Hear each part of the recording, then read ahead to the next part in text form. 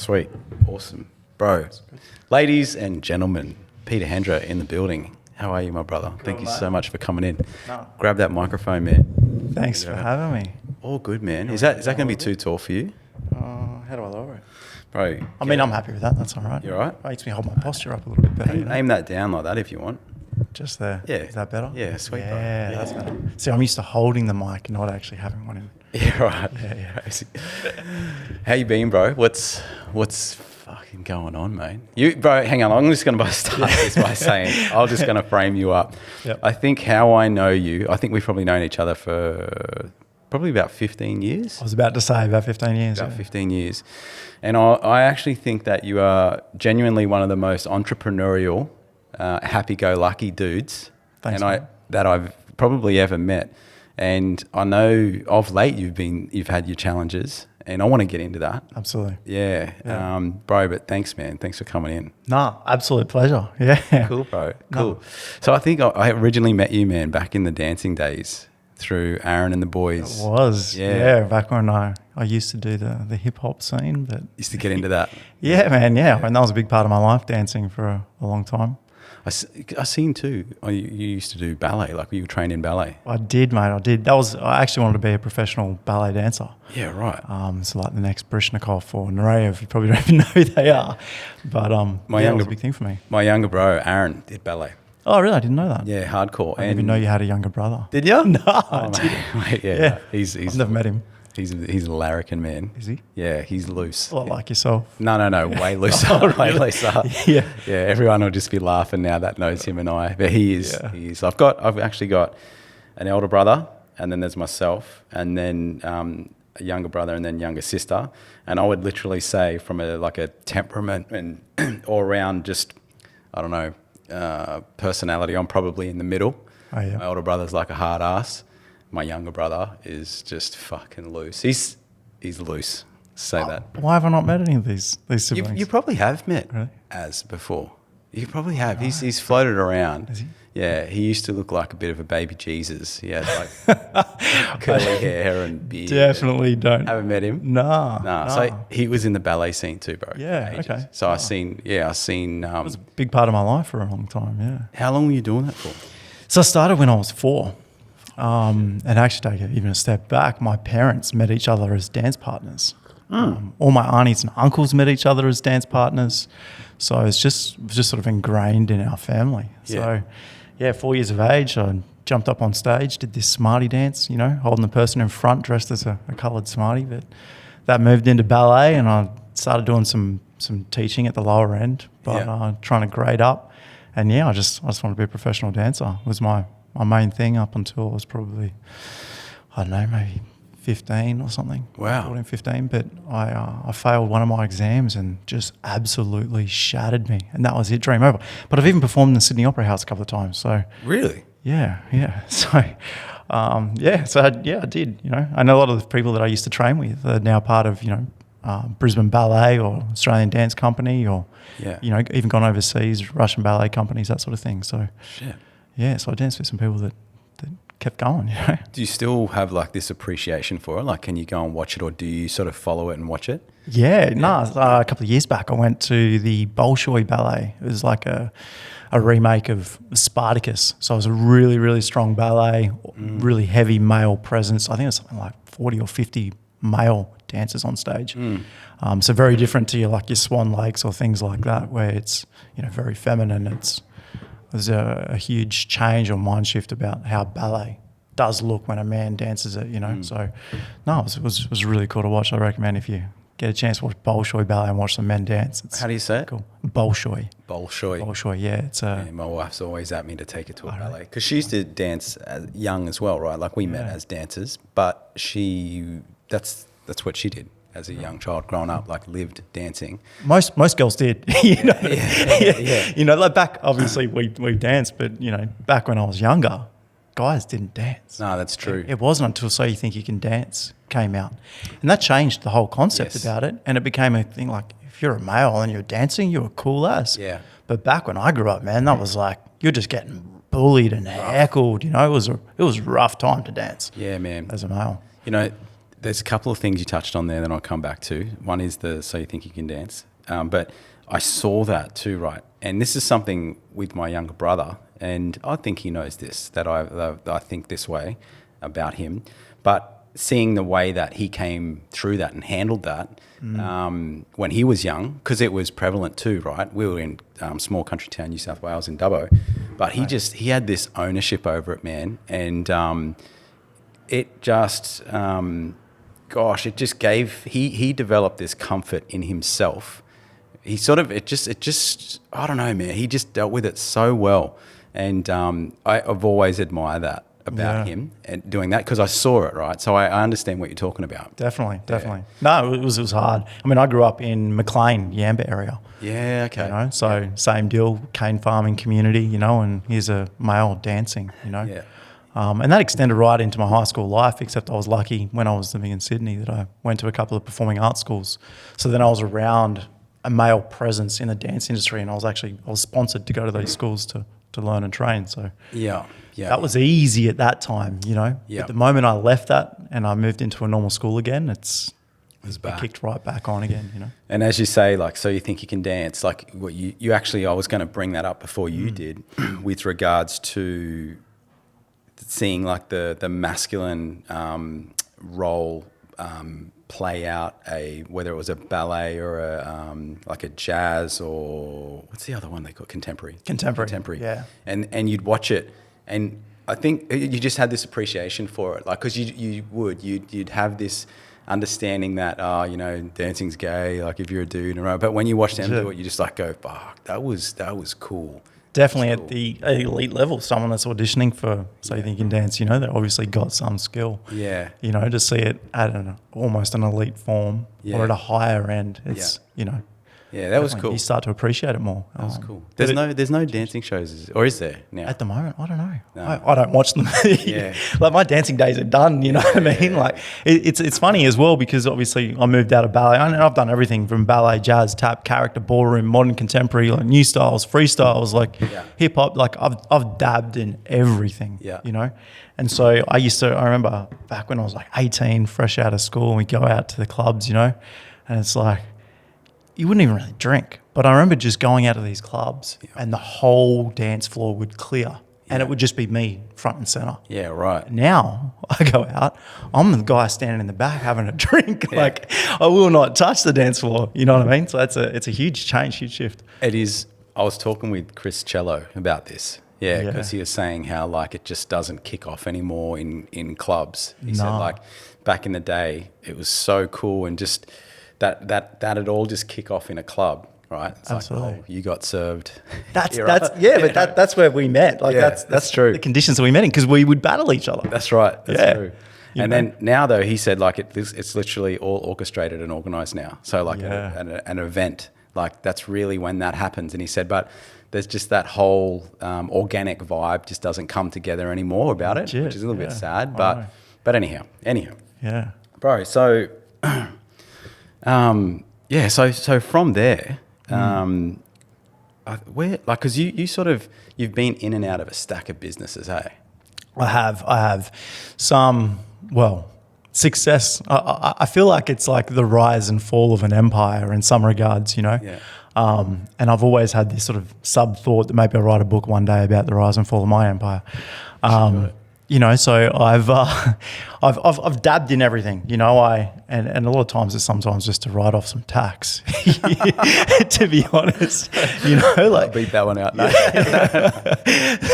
Like how can I write off my grocery bill? You know what I mean? Like what business can I buy where I need groceries? You know, so I do think about that sometimes, but I mean, back in high school, it was grade 11.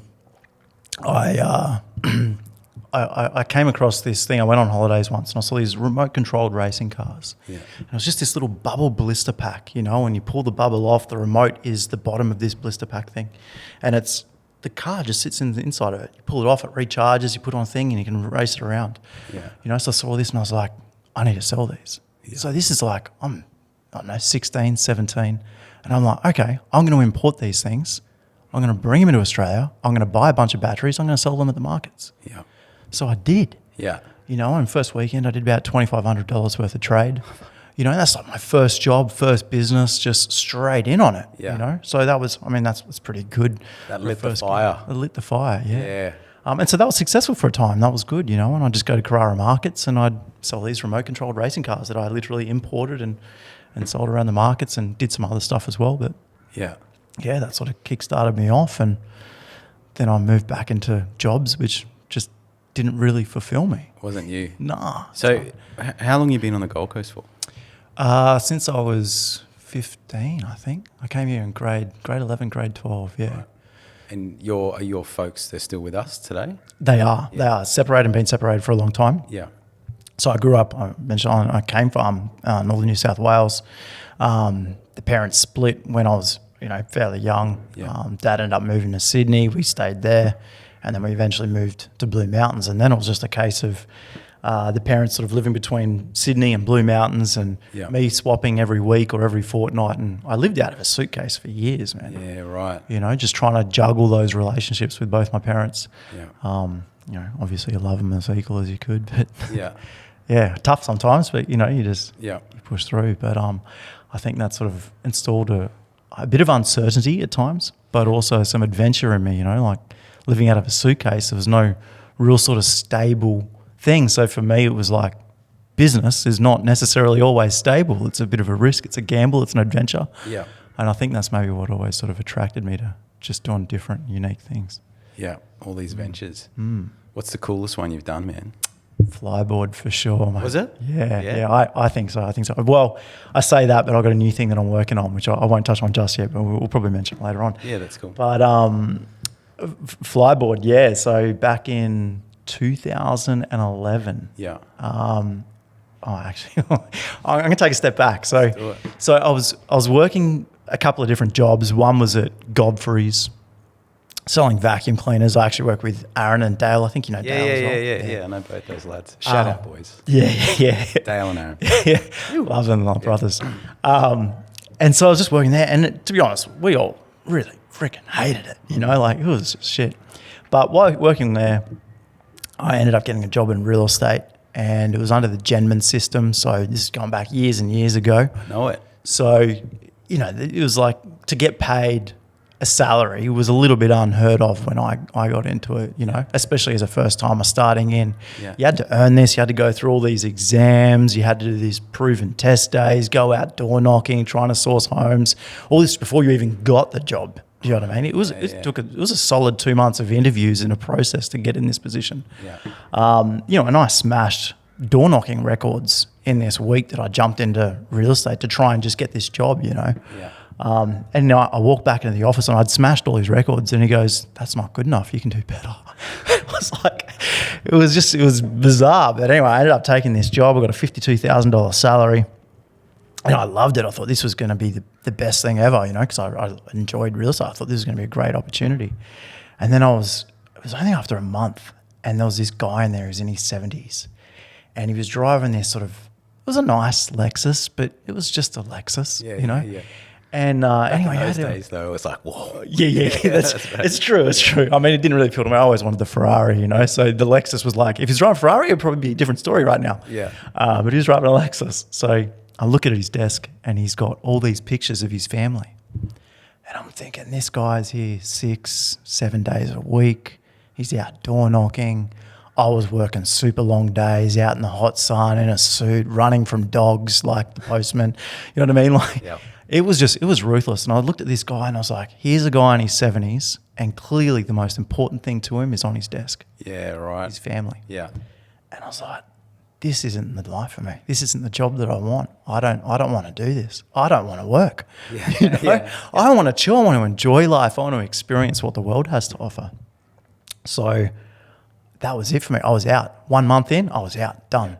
But I got a $3,500 check. Right. And so I turned up to this family barbecue. It was probably the very next day, and I'm a big thing on signs. And family friends selling these 3 jumping castles. Yeah. And I'm like, how much are they? He goes, $3,500. I'm like, this is it. I'm meant to be here. I'm on my right path. $3,500 check, $3,500 jumping castles. Yeah.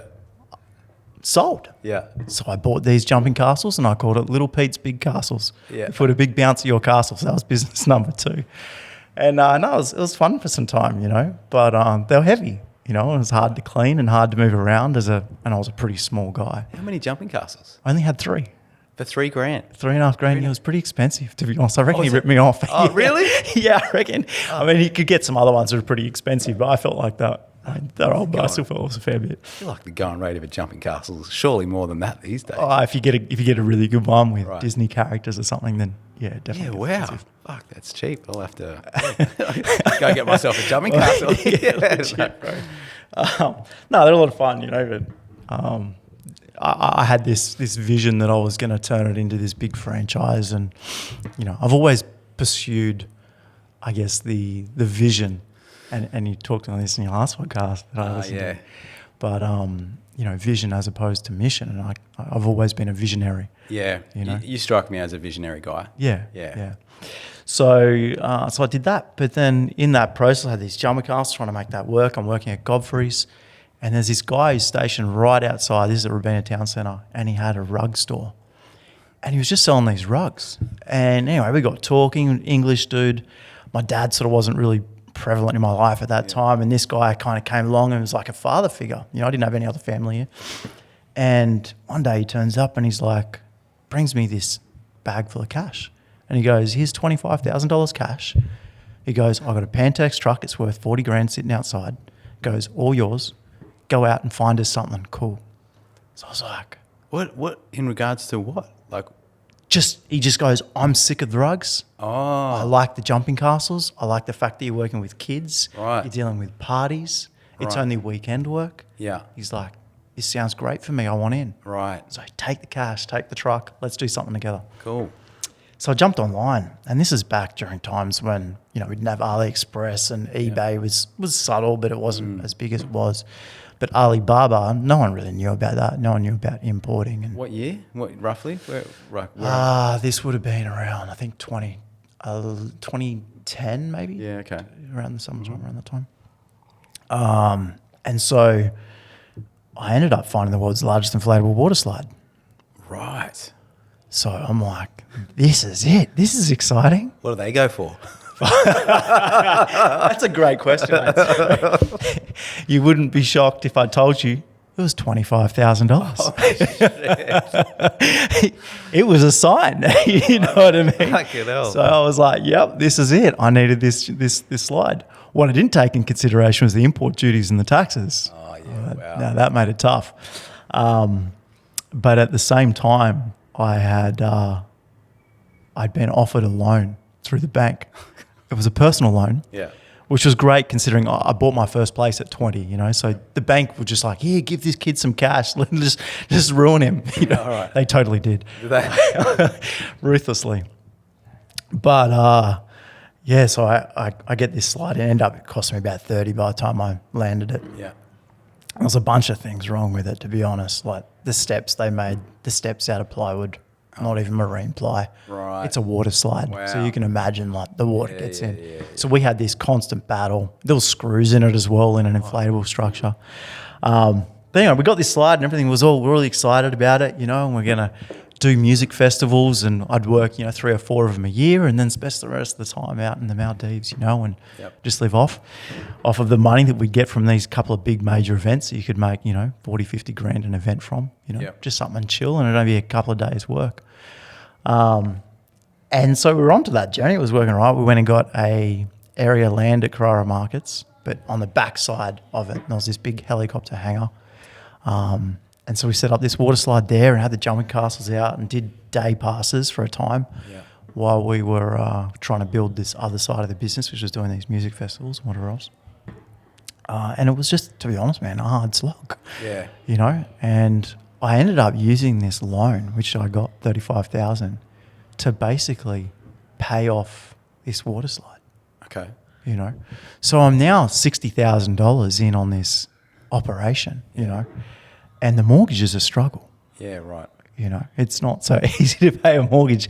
I think I was 24 at the time, I've been paying it off since I was 20, working these really dead-end jobs that weren't paying much apart from the real estate thing. Yeah. And then obviously trying to juggle this business and whatever else. Yep. And it just got to a point where it just got really, really difficult. And I couldn't afford to run the water slide anymore. Right. So I started working in hospitality. I'm working till 4 o'clock in the morning all weekend, you know, getting up at 7, going to the water slide to set up and run that for the rest of the day. Then straight back at work a couple of hours later, like getting minimal sleep. I did this for months, man, and it wore me thin. What'd you do? Did you still have the water slides? Yeah, so I still had the water slide, plus I had the 3 jumping castles. Yeah. And we're trying to lease this thing out. Obviously, they come down on site because the water slide weighed 2.5 ton. Right. This is a big 52 metre long, you know, 12.5 metres. What's that? Like 3 stories. You know, so it's a big, big water slide. And so really hard to move. And me being too proud, I couldn't ask friends to help me move it. So it was a case of me and this guy, Mike, just moving this water slide by hand or using the back tail lift of this Pantex truck to move these big, heavy sections around. So it was quite laboursome. When it was folded up? When it was folded up, yeah. It came in 7 pieces. Right. But you can imagine, like, each piece just weighs hundreds of kilos. Yeah. You know? So we did that for a time, and it just got to be a big struggle, and I started to go backwards real quick, especially utilising part of this personal loan to pay off the mortgage. Yeah. Mind you, I'm not paying off the personal loan. Right. You know, so I'm going in debt. Really just not bad business acumen at the age that I was at, and just not really understanding it and thinking I'm going to make this thing a lot bigger than it was. Yeah. And this story is really important as to why I guess the most exciting venture is about to be mentioned. But it got to a point where I got really depressed about it, and, you know, I was struggling to pay the bills, and I'm about to lose the house and my car, and I'm literally about to go bankrupt. Right. So one day I decide enough's enough, can't do it anymore. We managed to get this job through Sirame Winery, and Sirame Winery own part of Carrara Markets. Or at the time, I think they owned all the Carrara Markets. Okay. And so they'd offered us this big music festival job. Right. But my business partner had quoted it at a price that they weren't happy with. And in that process, they were like, let's just kick them off the site. Screw these guys. Oh, fuck. So they kicked us off, but we'd gone through the worst, I think it was flooding season, rainy season that we'd had in like 7 or 8 years. And the site that we'd had this water slide on was this floodplain. So sitting on this floodplain, and it's a jumping castle essentially, this water slide, the water had seeped up through the seams. And it's not as simple as packing it up and putting it out again and packing it up and putting it back. It stayed where it sat, you know. So the water had seeped through all the seams, and we kicked off of this site. We had to close down. We were ready to give up. We tried to sell it, couldn't sell it. And so we had to try and move this thing. And so me, again, just I couldn't ask friends for help because I couldn't afford to pay them. Yeah. And I didn't want to do that. So I decided I'd use my forward drive, and we'd tow out different sections in pieces. Right. You know, so it's got these little eyelets that attach to various points, which are anchor points on the equipment. So I tie off for this. I'm starting to drag this section of this water slide out with my forward drive, and it rips a whole big chunk off of it. $60,000 tied up in this water slide, yeah. Oh, shit. And I'm like, fuck. Sorry if I can't swear. Right, you can go for it. Okay. I'm like, what do I do? Yeah. I'm like, nah, it's all right. We can take it somewhere. They can stitch it back up. They'll fix it, you know. So we managed to move the rest of this part out, move in another section. Another massive rip in this fucking thing. I'm like, that's it. I'm done. The business partnership was getting hard. The friendship was starting to get heated a bit because we weren't making the money. Yeah. We're both in this debt, this bad financial situation. We're not making money and just struggling to pay the bills. So that was sort of coming out with a stress between each other, having to sell things and whatever else cheap. So it was just tough. Shit time. Shit timing, bro. Yeah. Really bad. Yeah. And so we ended up just going to Carrara Markets. I was open that weekend. We bought this $2 bread knife, you know, the one serrated edge, cut your bread. We hacked that water slide up into 60 different pieces.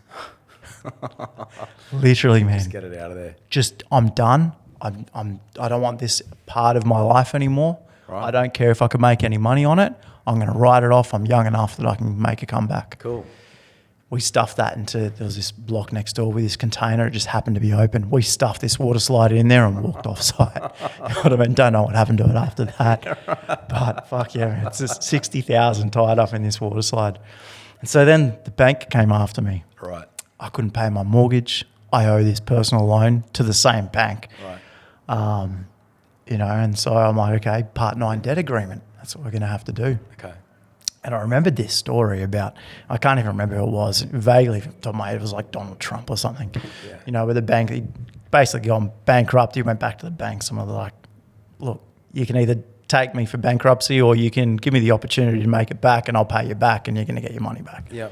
So I just, whether or not this was a true story or not, I just had this thing in the back of my mind. So I was like, I'm going to do the same with the bank. I'm going to keep my house. I'm going to get myself back together. Yeah.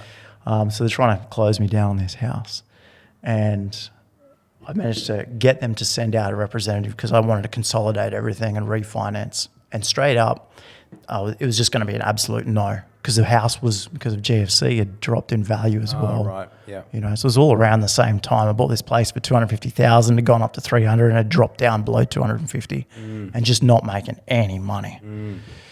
So I'd had this, they had to send out someone to evaluate the property.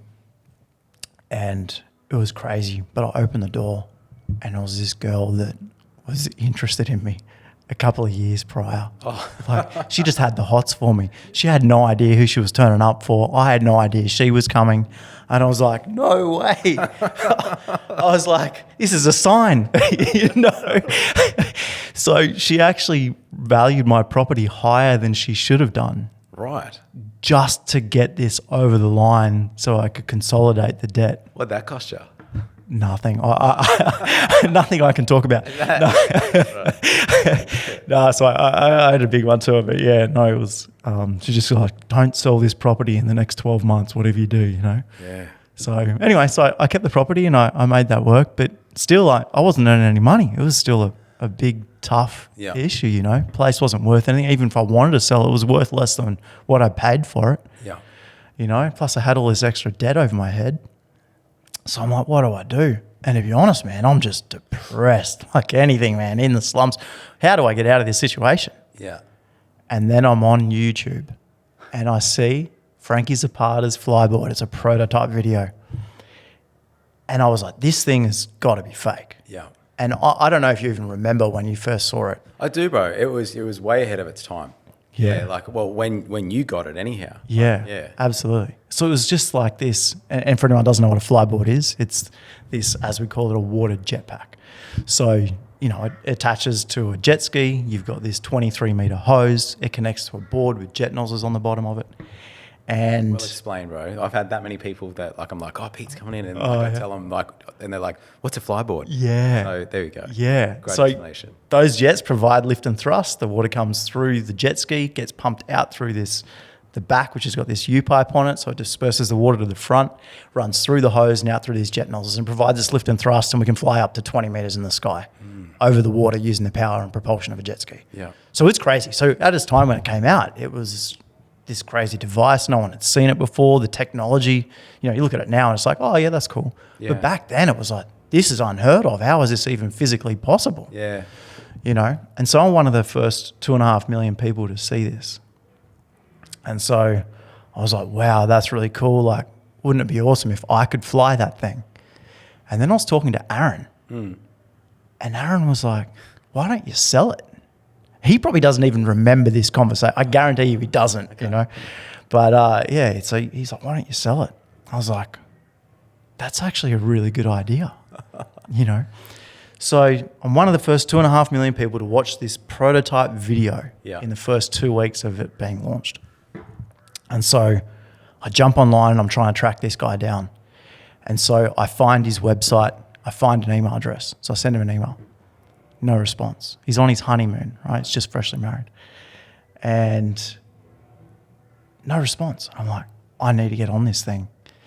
So I go on Google Translate and I convert my email to French because I know he's French. Oh, okay. So I sent him a new email in French. It's probably really broken, you know what I mean? But it was an email in French. So I didn't hear from him. So I sent him another one, English, French, English, French. Found his wife on Facebook, English, French, English, French. Oh, wow. Then one day, And it was only a couple of weeks later, I get this call. Hello, Peter, it's Frankie Zapata. Let's talk business. So start talking to him, and all I wanted to be was a sales rep. I was like, if I can ride this device, I'm not going to want to neck myself anymore. Right. You know what I mean? Yeah. Like, I'm going to be okay again, you know? Things are going to be happy again. Yeah. So that was just the goal. I just wanted to ride this thing. So I was like, look, I want to be a sales rep. So he sends me out this contract, and it's hundreds of thousands of dollars. Right. But I'm borderline bankrupt. I'm literally have just gotten out of declaring a Part 9 debt agreement. You know what I mean? Like, no money in the bank. Yeah. I've got a negative bank account balance. You know, the jobs aren't paying anything. How the hell do I make this a reality? And so I got talking to Dale, and then we just came up with this plan. Yeah. And it was, let's change some clauses in the contract Yeah. that basically state that I don't have to pay him a cent until we've got approvals in all states and territories. Okay. Right? So this is an exclusive distribution agreement for Australia, New Zealand, and the South Pacific. Okay. Right? So it was a big deal. And a lot of people obviously wanted it. A lot of big business people wanted it. And I'm 25 at the time. So I'm still in my mind, and I think back then I'm like, at 25, I was a kid. I still feel like a kid now, man. Like my mentality, I'm 24, right? Yeah, man. You know, but back then I really felt like a kid. 25, yeah. You know, cap backwards, twist to the side just for style, you know, like that was my thing. I was still dancing in the clubs those days, you know what I mean? Yeah, so we changed this clause, and he basically was like, come out to France, come and meet me. We've got this distributor meeting. We'll see if you're a right fit.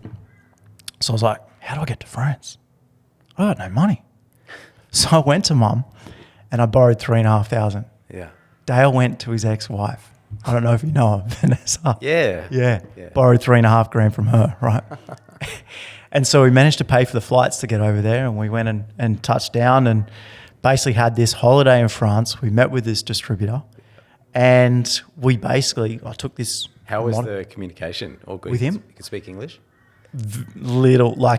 Enough that he could communicate, Yeah. but broken, but enough that we could have the conversation and talk about stuff. Yeah. But even though we sent him this contract was in English. I don't know if he fully understood it, you know, because he's like, yep, I'll sign that. And he signed it. And we're like, no fucking way. Oh, you think he didn't know that you amended it? Well, well, he definitely did, because I made annotations in this thing, you know. Right. But he just didn't understand the fact that we had to get approvals in all states and territories. Okay. You know, so I understood, Dale and I understood, if we didn't want to get it approved in New South Wales, we just wouldn't approve it through the New South Wales government. What do you mean by that? You had to get an approval. Like, what does that mean? So because it's a new product, obviously you've got to go down the routes of having it approved and legislated.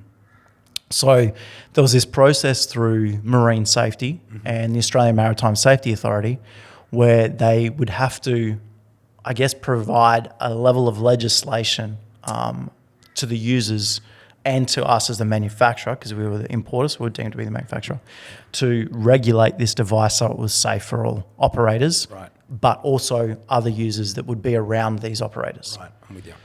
And back in the day, I think one of the biggest problems was the fact that one of the best tricks, especially in the earlier days, was doing dolphin dives, because you can dive in and out of water. So the big problem was that when you dove underwater, you couldn't maintain as a requirement of being a vessel an effective and proper lookout at all times. Right.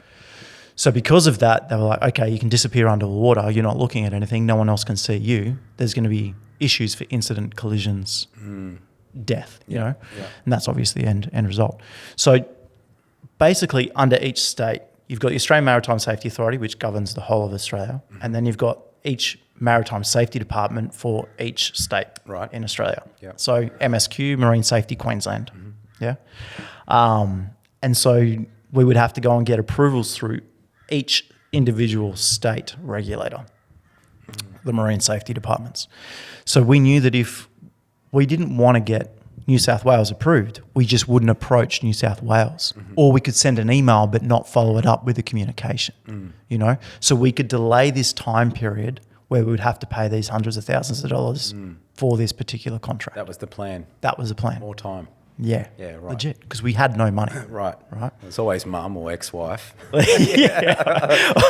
I mean, they were probably maxed out with what they could give us too, you know what I mean? So anyway, so we went and did that. We signed the contracts. We come back. Okay, we now need to get one of these boards over. How do we do that? That's all that was in your sights, hey? I just want one of those fucking boards to ride. That's it. That's all I wanted. I just want to ride it because we got to ride it over in France, you know? And actually, side story, Dale rode, and there was a new segment months later, and it was, Dale's bald, right? Yeah. And so it's a distant shot, and it's a little bit pixelated, but he was presented as Jason Statham's riding the Flyboard, you know? So there's actually, he's probably still able to Google it, you know, but there's Jason Statham rode the Flyboard, and it's a picture of Dale Jeffrey. Hilarious. That's cool. Yeah. So anyway, so we then were like, okay, well, we need a board, we need a jet ski. How do we do this? So we approached a local jet ski company, and we approached JSW, and we're like, look, we need a jet ski. We want one for free. We want you to sponsor us. So we managed to convince them to lend us this jet ski for 2 weeks. So they did that, and we needed to get a board. So, man, I was working 7 jobs at the time, to be honest. Yeah. And just like, you know, it might be I was doing 3 shifts with one position, and then I was doing like a shift on this, and I was doing a casual job here. But I was working 7 jobs to just scrounge any little bit of cash that I could. We were working to the dollars and cents to scrounge up enough money to buy our first Flyboard. Yeah. Which, I mean, it cost us, I can't remember, it was somewhere around $6,000 or $7,000 to get this board at a wholesale rate, you know, back in the day. And so we then we did that, we got the money together, and we bought the first board, we brought that over, and now we need the jet ski, we got the jet ski. We now had an opportunity where we could go and fly this thing. So we managed to get basically it was an operational notice from Marine Safety Queensland that we could trial this in a particular spot. This particular spot they put us in terms of the best part of this, was the worst possible spot to fly this thing. Like, it was super tidal, really shallow. Like, where was it? Crab Island. So in the Gold Coast, but Crab Island. It's kind of out of the centre of traffic or any navigable, you know. Where is that?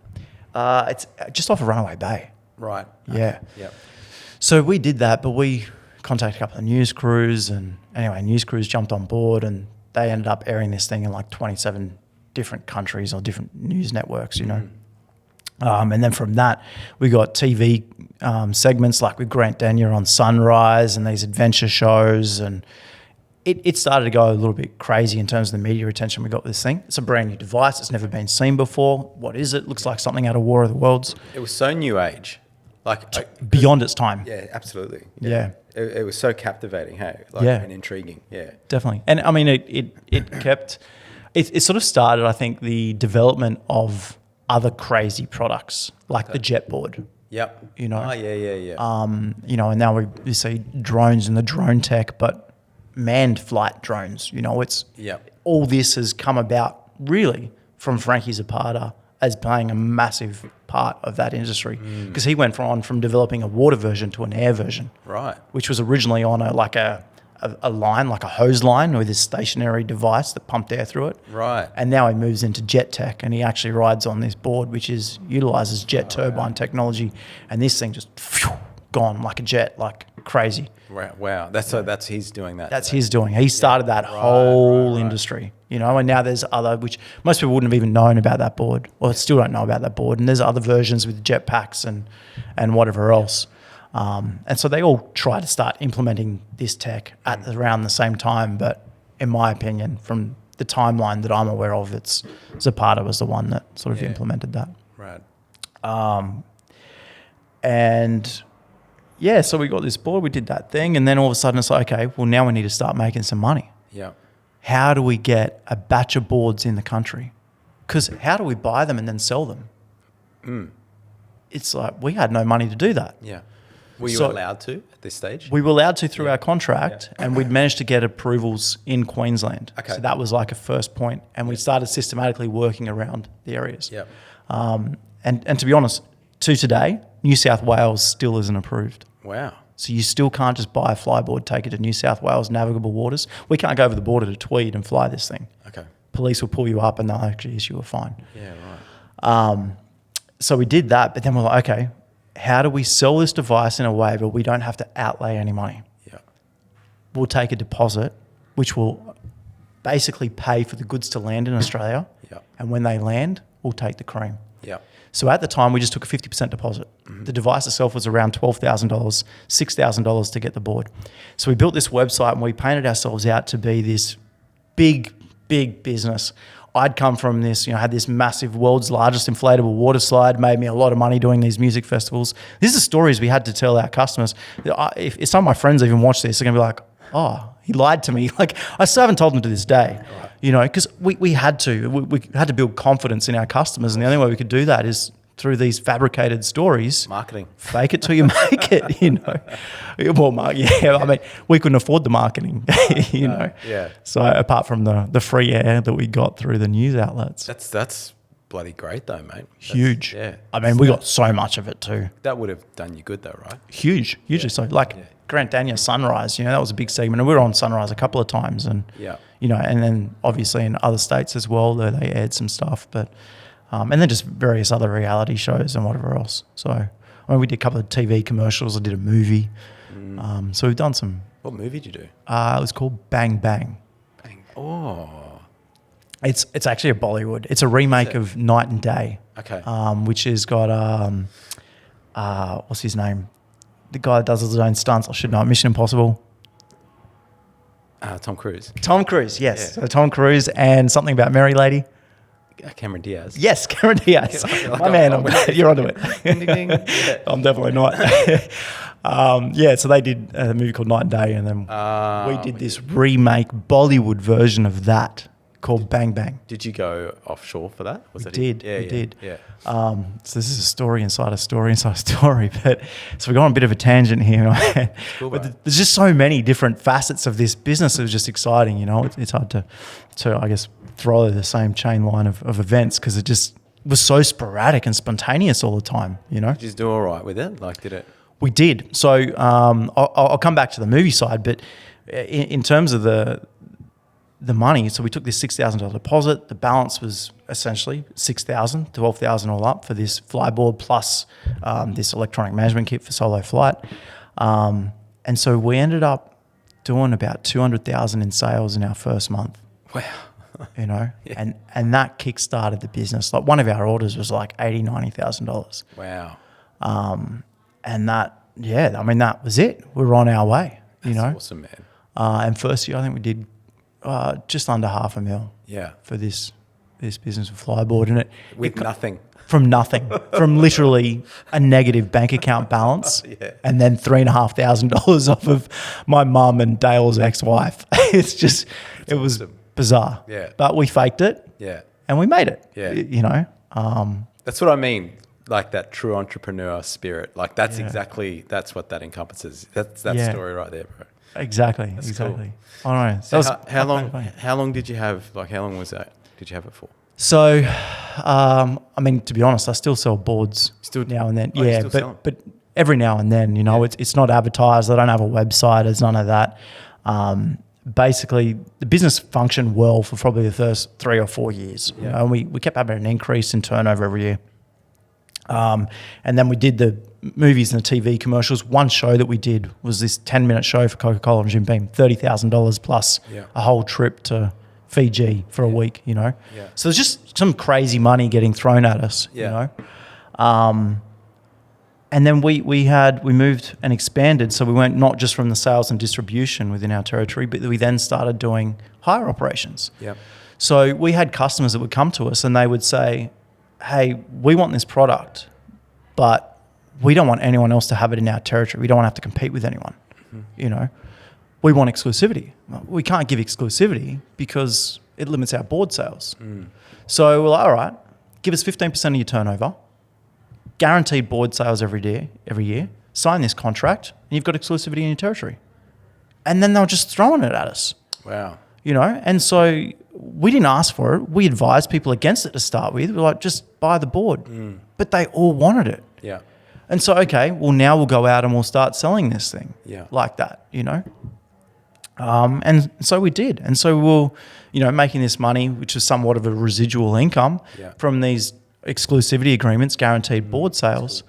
But this resulted in issues with the manufacturer because then he was like, well, now you're limiting my board sales. Yeah. But what he didn't understand is that the inquiry base wasn't as massive as we would have liked. So we're really cashing in on the customers that had come through our doors.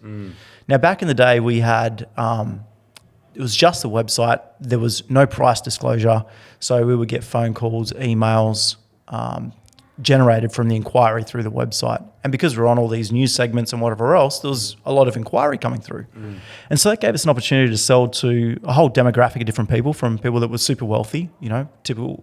One guy owned strip clubs in the Gold Coast, turned up with a briefcase of cash and handed us this cash in a car park, you know, to other guys who were just young blokes that we sold the pipeline dream, you know, live on a beach, have girls in bikinis, you know, thongs walking around the beach, and you're cool as fuck on the beach flying these flyboards 20 meters in the sky, you know. So that's, we basically sold that. And without having the prices disclosed, everyone had to come to us and ask us the question, how much is this board? Oh, what are you looking at doing with it? And then we could sell the dream, you know. And then the manufacturer started disclosing prices and enforcing us to disclose prices, and then all of a sudden, inquiry just went done. Because there was no, everyone saw the price. Oh, okay, it's either too expensive or I can afford it. A lot of the time it was too expensive, but we now no longer had the opportunity to actively sell it. You know?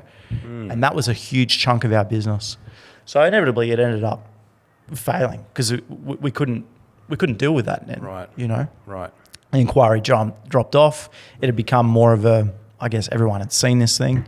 And so we started moving into shows and events as well. So the three parts, we had the sales distribution, the hires, plus the shows and events. And it was great. It grew for a while, and then we had issues with the manufacturer, and there was a couple of court cases that came out through people that wanted the whole distribution agreement for example, all of New South Wales, you know, which is the vast majority of the population of Australia. You know, it's like we couldn't do that and facilitate it in a way where we could make enough money out of it, but also they could provide or meet the recommended retail price. You know, so we had to knock them back, but then because we knocked them back, that's it. We're going to sue you, and we're going to. So it just got messy, man. It got really messy. When was that? When that probably. Like, do you still officially have the company or the brand? I've still got the business names registered. Yeah. Okay. Yep. And you still trade? I trade under my company. The company I've changed, and I've moved into a new company structure. But it's just because there's not the inquiry and there's not the website and whatever else, the whole industry imploded. You know, the manufacturer doesn't even manufacture anymore. He's palmed that off to someone else. I think he just takes a small cut of it. So the whole industry has changed. It was a rich man's sport, poor man's business. Is what I always say with it. You know, long term, you know, it didn't have the longevity. But we thought that this was going to be the next big thing for us, and we're going to carry this business on for years and years and pass it on to generations. And probably could have done if we'd taken on other products, but our sole focus was just building the core around this hydro-powered levitated flight, as it was known, the Flyboard water jetpack. What's your biggest lesson for that season? Don't give yourself a Christmas bonus. Cool. Mate, we had this big influx of cash, you know, because it was towards the end of the year when we launched this business, you know, and we're like, fuck yeah, we've got all this cash coming in, cha-ching. We're like, let's give ourselves a Christmas bonus. And I can't remember, we paid ourselves like 5 or 10 grand each or something, you know. And then it came time to paying the GST. And we're like, oh, fuck. We didn't know what GST was. We'd never had GST before, man. You know what I mean? So, yeah, we weren't prepared, and we ended up paying that off. Good lesson learned. Yeah. Okay. Yeah, that was tough. So, and then what next? What else? What happened? So after the court cases, I actually physically got sick. It became very, very stressful. You know, there was like 4 or 5 on-rolling court cases. And at this point, because of everything else around the manufacturer and certain stipulations around that, and the fact the inquiry had dropped off, and we're now having to compete against, you know, other countries like US, people flying over there direct and getting them cheaper and bring it back and having a free holiday out of it. Do you know what I mean? Business started to fail. And so then it was a case of, okay, I had to self-represent. You know, and so I did, and we won. We beat all the court cases. And there was instances where they had to pay us, or we had to just nullify it or write off the money that they owed us. Mm-hmm. That's what we did. I ended up getting shingles. Yeah, right. So to be honest, I couldn't even tell you exactly what shingles is. I just know that it was pretty bad. It was fucked up. It went on my face. It made me look like that character out of the Goonies. What's his name? Is that you guys? That guy? Yeah. Really? Yeah. Yeah, it was on my face, bro. It like crept up on my face, and I looked like... Really? Honestly, man, I looked munty. I didn't go out in public. Yeah. No one knows because I just couldn't be seen. Okay. Yeah. But it was... How long did you have that for? I can't remember. I think it was like a couple of months. Yeah, okay. You know? But yeah, stress will do that to you. yeah, but I was a sexy looking dude. And then all of a sudden I look like the Goonie dude. And I'm like, you know, am I going to look like this for the rest of my life? You know? Oh, shit. So yeah, that stress, that was a killer, man. I nearly lost eyesight over that. Oh, wow. Yeah, because when it moves onto your face and goes around your eyes, you can actually make you blind. Shit. Holy shit. So that was a bit scary, you know. And so after that, I was like, close the business down. I moved mainly into the hire operation. I sold that part of the business because it was the only thing we could sell. We couldn't sell the distribution rights. The manufacturer wouldn't let us. He basically, because he said if we didn't close these exclusivity agreements down, he was just going to terminate our agreement.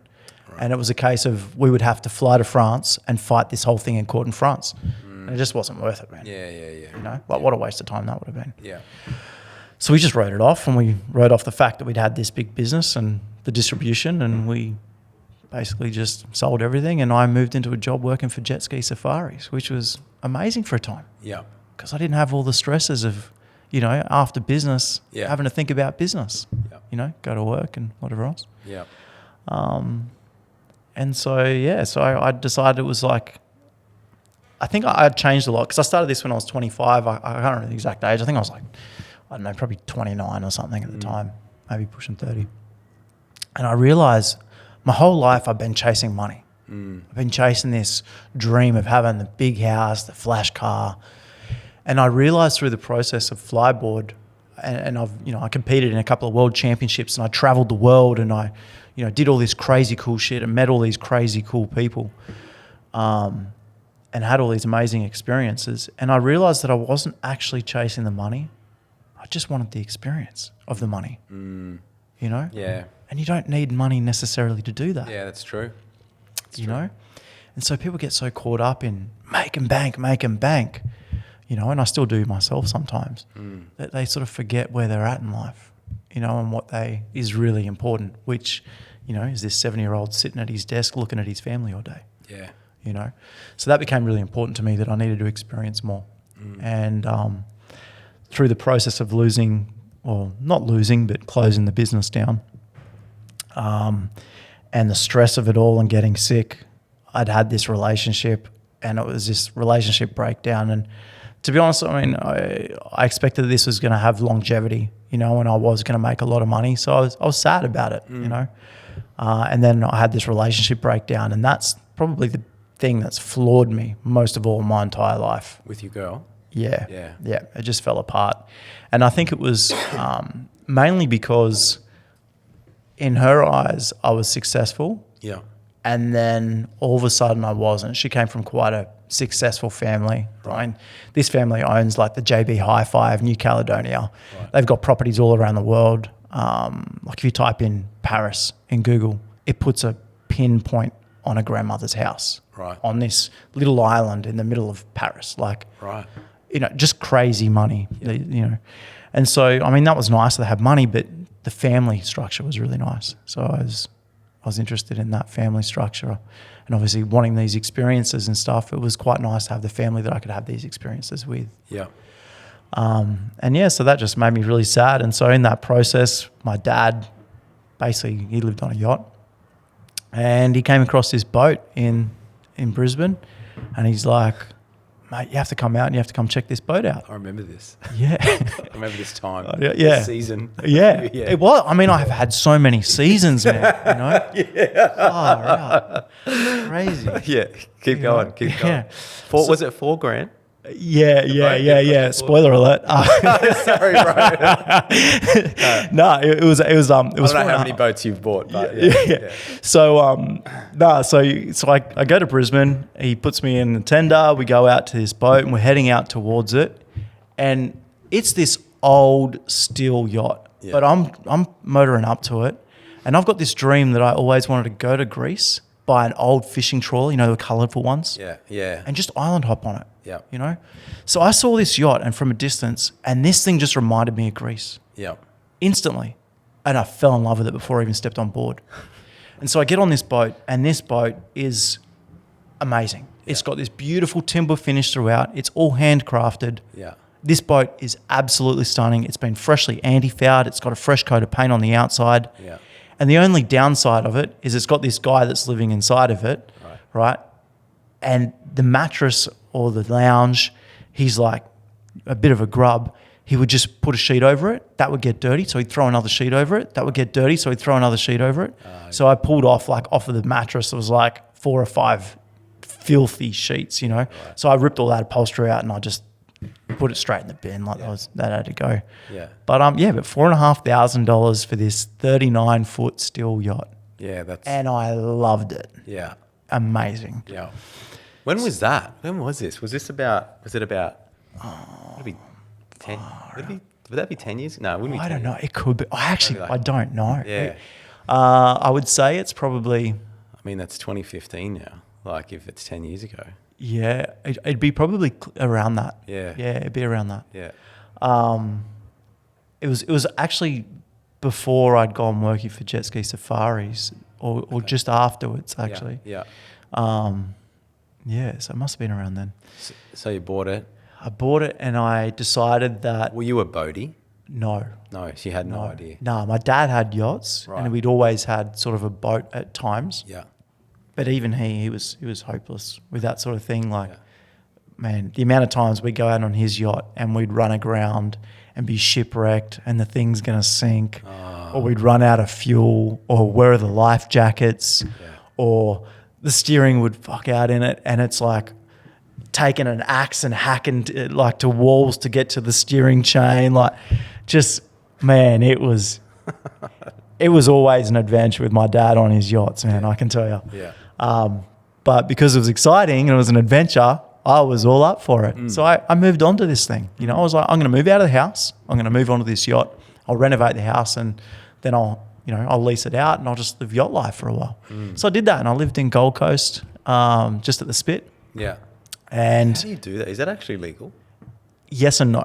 You got to move around or people move around? Ish. So the legal requirement is in Bums Bay, and Bums Bay is Marine Stadium, the Spit. As you drive into the Spit on the left-hand side, that's Marine Stadium. Yeah. You're only allowed to be in there for 7 days. Okay. Right. So after the 7-day period, you need to leave for minimum 24 hours. Then you can come back in for 24 hours, for 7 days again. Okay. But no one would ever do it. Okay. Right. So all the yachties, we all knew each other. Yeah. You get to know who, and you've all got your own spot. So if you leave and you come back, you generally go back into your same spot. Boat code. And we're all just on the chain there. There's no moorings. So for people that don't know, right, you've got anchorages. Yep. You just drop your anchor. Yeah. You've got moorings, which is a preset mooring site, so you tie up to the mooring. Yeah. Or you've got your docks. At the marinas. But to be on a marina is I don't know, it can be crazy, like $800 a week some places. Yeah. Maybe it's not that expensive in some of them. It's a bit cheaper, but it's still a lot of money going out every week to stay on a boat you then have to fix and whatever else. Yeah. Then you have to have insurance, which goes up again. Yeah. So and then a lot of the time you can't even live on them. Yeah, right. Because you can only stay on the marina for 7 days sometimes, or there's special conditions sometimes you can stay longer, but generally it's just you're traveling, so they allow that. It's not generally like a permanent site that you just stay on. And then they also look at the condition of your boat. You can imagine you got multi-million-dollar boats around you, a $4,500 steel yacht that could sink them with, With dirty bed sheets. Yeah. You know what I mean? They don't want that in the marina. Yeah. So I didn't pay rent. Yeah. I didn't pay registration. Yeah. Pretty naughty. You should pay registration. Okay. And I didn't pay insurance. Is it heavily policed? That No. no. That's yeah. I'd like to say yes. So basically, what would happen is there'd be certain times throughout the year where they would come into the bay, and they would basically come out with a camera and they take photos of every single boat in there, and they do that every day for 7 days. By the third day, someone in the whole marine stadium has seen that, so they're on there. Everyone's just texting each other. Oh, they're on their 4th day or on their 3rd day. You should move your boat by this day. Yeah. You know. Sometimes they go and they move your boat for you. You know what I mean? Because it's like, they know that you're away. So it's like, we'll go and we'll move his boat because otherwise you're going to get a massive fine. Yeah. Plus you're going to get kicked out and then you can't go back in for 3 months. Right. You know? Okay.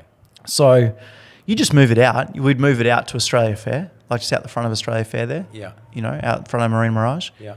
And you'd like stay there for 24 hours and then you'd Move go again. back into the yacht Surely, again. are there heaps of spots though, like around all right up through Jumping Pin and stuff? Yeah. Right. I mean, there's heaps of places you can just drop anchor. All the Broadwater, like it's huge, right? Huge. Yeah. Huge. But it's not as protected as that little nook, obviously. Like Nah, water that- in there's still, right? Yeah, I mean, well, that's the thing. You know, at night it's like glass. You know, when you get bioluminescence. Yes. You know, so you jump in your tender, you're motoring out to your boat, and you've got that electric do we blue get that wash. here? Absolutely, man. Yeah, right. Honestly, sometimes crazy. Wow. Like, best time actually was out the front of Australia Fair, which I thought was a bit bizarre because a lot more water flowing through. Yeah. But this thing, man, anywhere you touch, just crazy electric blue water. That by far is one of the most like mystical things I've ever seen in my whole life. I Like, agree. I remember when I first saw that in Vanuatu. Yeah. Like, and I just, that blew my fucking mind. It's crazy, eh? Wait, what is it? It's Bioluminescence. bioluminescence. So That's right. it's... Isn't it when the plankton takes charge of the sun? I think the there's a sun's couple of energy. different things. So I think it's a plankton thing. Yeah. But I also think it's an algae thing. Oh, okay. So I always sort of, on the Gold Coast, I would see that on top of the water there'd be like this brown slick. And then that night there would be Yeah. this bioluminescence Yeah. in the water. So, I mean, don't quote me on any of that in terms of, you know, if it is plankton or algae. I think I've heard that it's plankton. Yeah. I think, but yeah. That's what I originally heard as well. Yeah. But you slap the water and it just like glows, like it just Crazy. like it glows like blue. Blue. Yeah. Yeah. So when you jump on your tender and you're motoring out, you've just got this trail of blue wash behind your boat. Yeah. It's the most exciting thing It's ever. a beautiful thing. And or you dive underwater and you like it lights up underwater as Yeah. you're swimming, and as you can see it's sort of attached to your hands. And Yeah. So over in maybe Vanuatu might be more prevalent that way, but in the Gold Coast it's more just the top of the water. Yeah. It still sort of is over there. Like it's but as you sort of splash and bring your hand down under the water, you sort of like the bubbles and like the turmoil of the water, everything that goes with you, just like it's lit up, and It's amazing, I eh? I was just like, Because you see it flowing over your body as well. Mm. Yeah. skimming like rocks, and you're just seeing this these bright lights, and yeah, it's unbelievable. And Yeah, for them, that's everyone crazy. over there was like, oh, this shit, oh yeah, Yeah, this yeah, one. yeah. And I was like, man, Absolutely. it's crazy. They have it a lot in Tasmania as well, and South Australia. Right. Well, where I've only seen that is in a lagoon, so it's Yeah, like okay. closed. It's closed access. Yeah, so it's not. It's tidal, but it is closed. So I think what I understand is that the plankton would come in and they'd get trapped, and it would just they breed in there, and then the sun on it all day, and then it would just Charge it up. charge it and like go crazy. That's crazy. Yeah, but that's cool. Yeah, so anyhow, you were saying you're on your tender. Yeah, so Yeah. so you motor out in your tender, you got this beautiful blue electric trail behind you, you know, which is just amazing on its own. But then the water's like glass. Like it's flat. There's no movement. There's no wind in there, you know, especially at night. And then all the mast lights through the bay, it's like low-lying stars, you know. And then you look up and you've got the stars in the sky, and then you look over to the Gold Coast city skyline, and it's just this beautiful, it's the best views in the Gold Coast. Yeah, up there it is. You know, and it's like you're surrounded by it. Yeah. And if you don't like your neighbour, you just pick up and fuck off. Like, you know, you don't have to stay there. Yeah. You know what I mean? Did you enjoy that? Because you're not Loved it. Yeah, you Yeah, enjoyed I loved it. Yeah. And it's challenging, and especially like my boat, it was a $4,500 boat. You got to understand it's not this $500,000 boat with all the luxurious items, and Yeah. you know, I would boil a kettle, I'd fill a bucket, I'd have this 12-volt camping shower and I would have a hot shower just out of a bucket. Yeah. You know? I mean, I could have gone and upgraded a lot of things to have hot running water and all of that sort of stuff, but I lived on the cheap. That was the point of it. Yeah. How long were you on it for? So I lived on the yacht for 2 years. Holy shit. Yeah. Well, it's actually kind of 4. So I lived on it 2 years out in the water. Yes. And then, you know, I would dive down and I would scrape the bottom of the boat, you know, because it gets barnacle and growth buildup. My boat motor stopped working. So that was challenging in itself. And so eventually I needed to pull it out and put it on the hard stand. Yeah. And so the idea around that is that when you put it on the hard stand, you just clean up the bum of the boat, you know, scrape off all the barnies, give the growth a clean, put some new paint on, back in the water. Yeah. So that was the plan. And then I see this tiny little, man, it was smaller than my pinky nail, right? And it was just this tiny little rust spot. Right. So I took this hammer to it and I'm just chipping away at it. Oh, no. Before I knew it, man, my torso was inside my boat. I'm literally inside my boat. You just kept chipping away. The rust was extensive on this thing. So I was like, oh no, this is a big deal. Fucking paint over it. Fuck, man, I wish. Fog it with paint. That would have been good. Oh my gosh. I remember that when we used to renovate heaps. Yeah. We'd see something that was just shoddy as, and we'd just go, fuck, painters will fix that.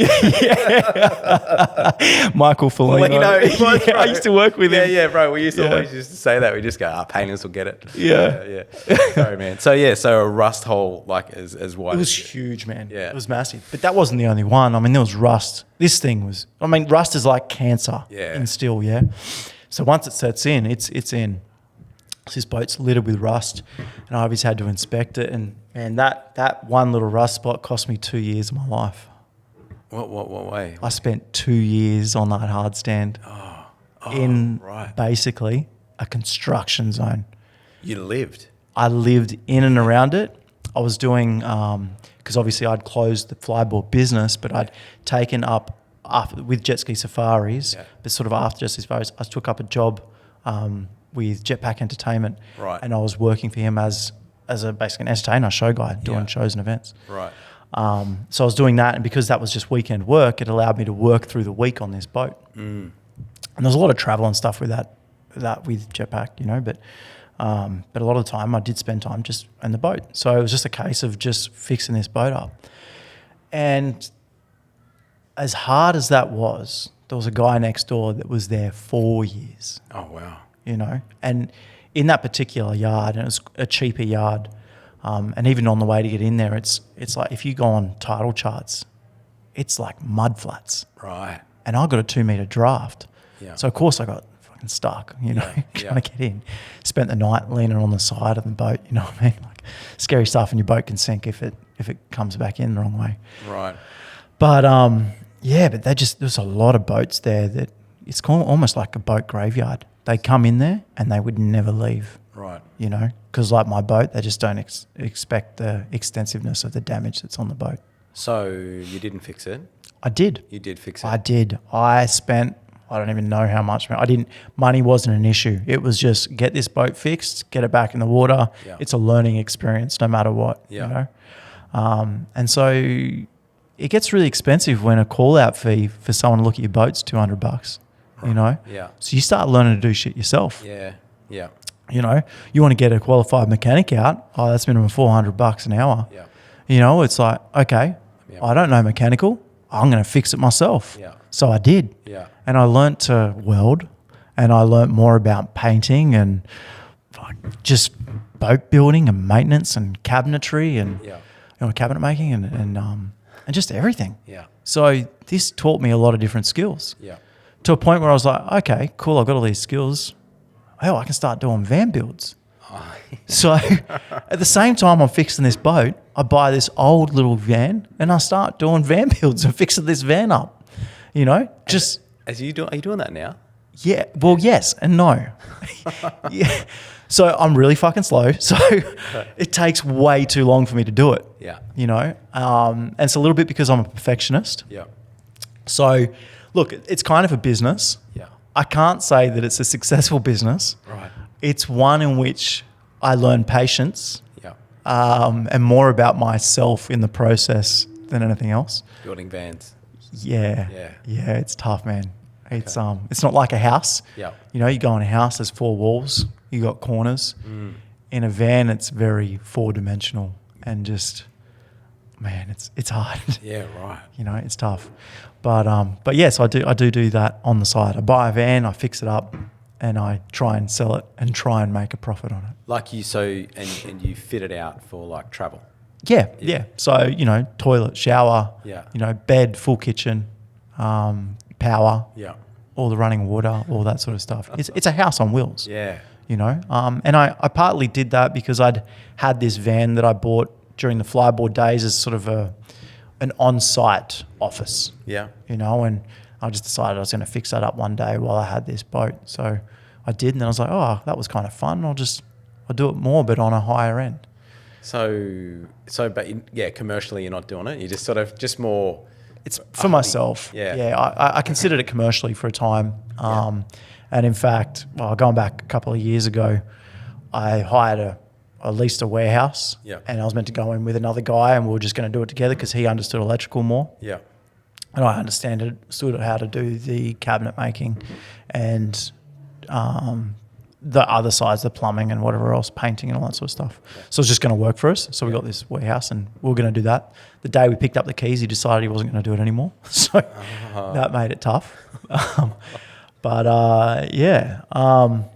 trying to think, because there's a bigger story in all of this, which all this is kind of setting me up for.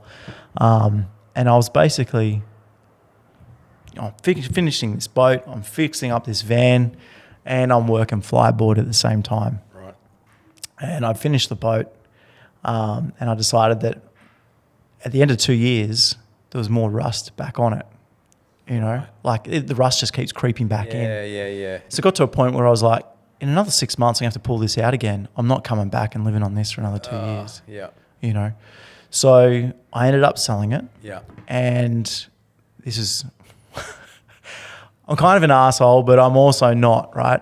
So I spent a lot of money on this boat. Yeah. And as I said, money was no object on this thing. If it needed it, I spent it. Yeah. You know, and I spent a long time, a lot of effort to make this boat as best as I possibly could. Yeah. You know, and there was a lot of issues with it, but I ended up putting up online, and I took these amazing photos of it. And the boat had already had this timber finish, so it was absolutely stunning. Now, I dressed it up. I put candles on. I put fresh fruit platter, you know, background music. But I'd advertised it on Facebook Marketplace, and I'd had something like over 100 and something inquiries on this boat. Yeah. So I basically invited people down all to come on the same day, and I spaced them out a couple of hours apart. And I think there was like 4 or 5 people that ended up coming down from this inquiry base, about 100 on this particular day. I knew I was going to sell the boat on this day, so I wasn't worried about any other days. Yeah. But I basically drew up a bit of paper and I wrote down like 14 or 15 different names, spaced like half an hour apart, you know. And so I had this out in plain view sight. And so these people would come on the boat, and the first guy that came was the guy that was most impressed by it. He wanted it before he'd even seen it. He's like, I'm going to buy this boat today, but I still want to come down and check it out. So I advertised this boat at $35,000. Yeah. Right? He comes down, he comes and has a look at it, and he goes, sold. I'll take it for 35. And I was like, well, look, I'm really sorry, but I've got 13 other people coming down today. I'm like, I appreciate the fact that you want it and you're willing to pay the asking price, but I've got people that have flown in from Sydney, and I'll just take the best offer on the boat for the day. I think it would be a disservice to this person that's coming from Sydney to basically miss out on the opportunity to have a look and buy this boat, considering they've come out here specifically for it. Yeah. So he goes, okay, yeah, I understand that. So anyway, by the end of the day, I had no offers on this boat. And I came back to him and I was like, man, look, I really appreciate the offer, but I've had a better offer. And this person said, subject to selling a car, they've offered me 38. He goes, I'll match it if you take the cash now. So I'm like, oh, all right, done, sold. So we ended up going to the bank, pulls this money out of the account, and then he says to me, he goes, oh, with the transaction, the change of name, you know, or transfer of documents. And he goes, oh, you don't mind if I change the name of the boat, do you? And I was like, oh, yeah, sure. I'm like, it's a little bit taboo, but, You know, I did. You know, you can too. And he goes, oh, yeah, I want to name it after my dead son. And I was like, oh, mate. He lost his 18-year-old son and he'd named this boat Happy Days after his son. God. Oh, dude, it broke my heart. I still had to take the 38. Well, Ruthless. Jesus. I spent more than that on that boat, I can guarantee. But I factored in labour and everything else. I thought you were going to double it and say 60 grand or something like that. 3 grand, that's all right. Oh, I felt like the biggest arsehole, man. You know, I felt like the biggest arsehole. But yeah. Business. Yeah, it was. Bro, it's 3 grand. I know. But he loved it. You know, he was really happy with it. Yeah. And I just needed to get the hell out of there after that because I just didn't want to do any more work on it. I was done. 2 years on the hard stand was enough. Yeah, mate. You know, so 4 years on the boat, but 2 years is just hard slog labour. Yeah. Yeah. Okay. First 2 years was amazing though. Yeah. When did you do your show? When? Okay. So I'd sold the boat. I actually had the house. I'd had the boat, the house, and the van, and I decided I needed to sell everything. I was gonna, reinvest in something else. Yeah. I went to sell the house, and I had this house for 15 years. Yeah. Bought it for $250. GFC hit, went backwards, and then I ended up selling it for $415 when I thought the peak of the boom was. I made no money on this house, man. I mean, I look at the price now. I sold it 3 years ago. I look at the price now; it's near 700,000. You know what I mean, if I had a 15, I made 200 on it. You know, not even that. You know, and this other person made 300. And it's like, everyone's got a shit property story, mate. Oh, bro. Yeah, it's all good. Yeah, you're not alone. Nah. So I'd sold that, and I'd sold the boat, and I just had the van, and I was doing these shows, and I'd managed to convince my mum to move to the Gold Coast. And I kind of grew up without my mum. I left her when I was 15 years of age, you know. And so she lived in Sydney and she lived in Victoria. And I'd only see her a couple of times a year. She might come up and stay with me for a couple of weeks. But I really missed a big chunk of her in my life. So I convinced her to move to Gold Coast. And I was so excited, man. But I was like, I'm going to move back home with my mum. Right. I want to rebuild that relationship that I missed out on when I was a kid and growing up. And so I did. And then it was kind of a blessing actually in disguise. So it was probably, I think it was about 2 months later, doing a show in Sydney.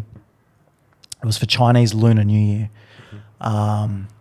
in Darling Harbour, and I'm wearing this Chinese lion costume. And so this Chinese lion suit is this, I don't know if you can imagine, it's like this big head. You see it with the big long tails. Yeah. You know, they have multiple guys that trail through the streets. And over in China, they actually have these big poles, and they stand on these poles and jump between it, and they sort of flip each other around and do stuff with this thing on.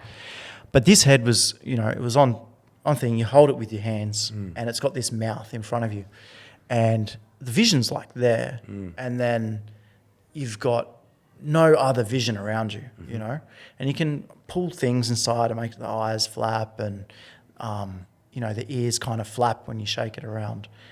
And anyway, so I'm out, I'm about to do some training, and it's just in preparation for this show, but one of the things I needed to do on this thing was a backflip With the lion on head on. Yeah. Holy shit. So that's okay, right? I mean, I do double backflips in a swimming pool that we take around with us, which is 13 meters wide and half a meter deep, over concrete. Yeah. Do you know what I mean? I've done shows at Cali Beach Club in their swimming pool. Yeah, right. Throwing backflips in their swimming pool up there on the roof. Yeah. You know? So I've done some crazy shit, you know, on a flyboard. Yeah. You give me a puddle, man, I can fly in that thing, you know what I mean? And in fact, as long as I've got a source of water, I can fly over land. Right. And I'm confident to do that. Yeah. You know what I mean? Yeah. But when I threw that backflip, that mouth closed. And even though backflips for me is all muscle memory, this mouth closed and I just became disorientated. Your equilibrium. Yeah. Yeah. You know, so I've thrown that flip, man. become disorientated, and I'm like, you know, it's not black, but it's like I can't see anything. And so I'm like, okay, I've completed rotation, level out.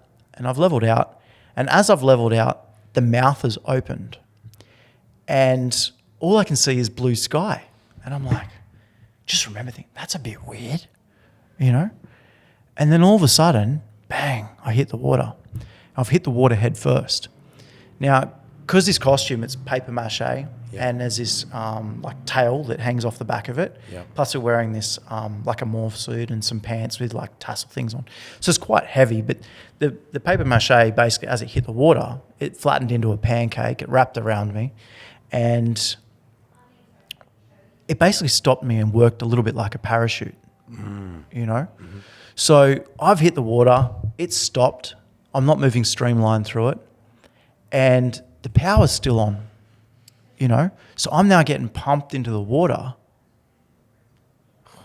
and I can't go anywhere. Yeah. And the ankles just shatter under pressure, right? So I don't know this at the time. The ski's obviously shut down. I remember being encased in this head and a bit fearful, you know, because it's like I'm underwater, you know, and almost like being waterboarded a little bit because I'm encased in this thing, this fabric and whatever else around me. And I've just managed to remember just, you know, doing whatever I can to get this thing off. And your feet are strapped into the bindings of this board. Yeah. Yeah. And then obviously when you dive into the water as well, the hose, because we've got the ski, the hose is 23 meters. And it's a 330 horsepower jet ski, you know, and that power is dispersed at your feet. So you're harnessing all that energy there. And then the weight of the hose, I couldn't even tell you the weight of it, but it's 23 meters, it's a 4-inch diameter hose. All that is water weight. You hit this thing, like if you're in the air and you throw a backflip and you hit the hose, it's literally like running into a steel pole, you know, like it's so thick and strong from the pressure that's pumping through this thing. It's 10,000 litres of water a minute pumping out the jet nozzles on your board, keeping you 20 metres in the sky. And so just got out of it and I'm like, whoa, a bit out of it. You swam back to the surface? Like you float up. The board floats, you know. The hose will keep you heavy in the water because the hose will sink when it's full until the water goes through and dissipates out of it. But as I floated to the surface, I managed to get this thing off and I was like a little bit dazed and I was like, remembered from my peripherals, I could see my face it looked like there was chunks of meat hanging off my face. What? Just from my peripheral vision. And so I've reached up and I've touched my face and just caked in blood. And the lion suit inside, because it's paper mache, it's got sticks and stuff which are all hold this framework together.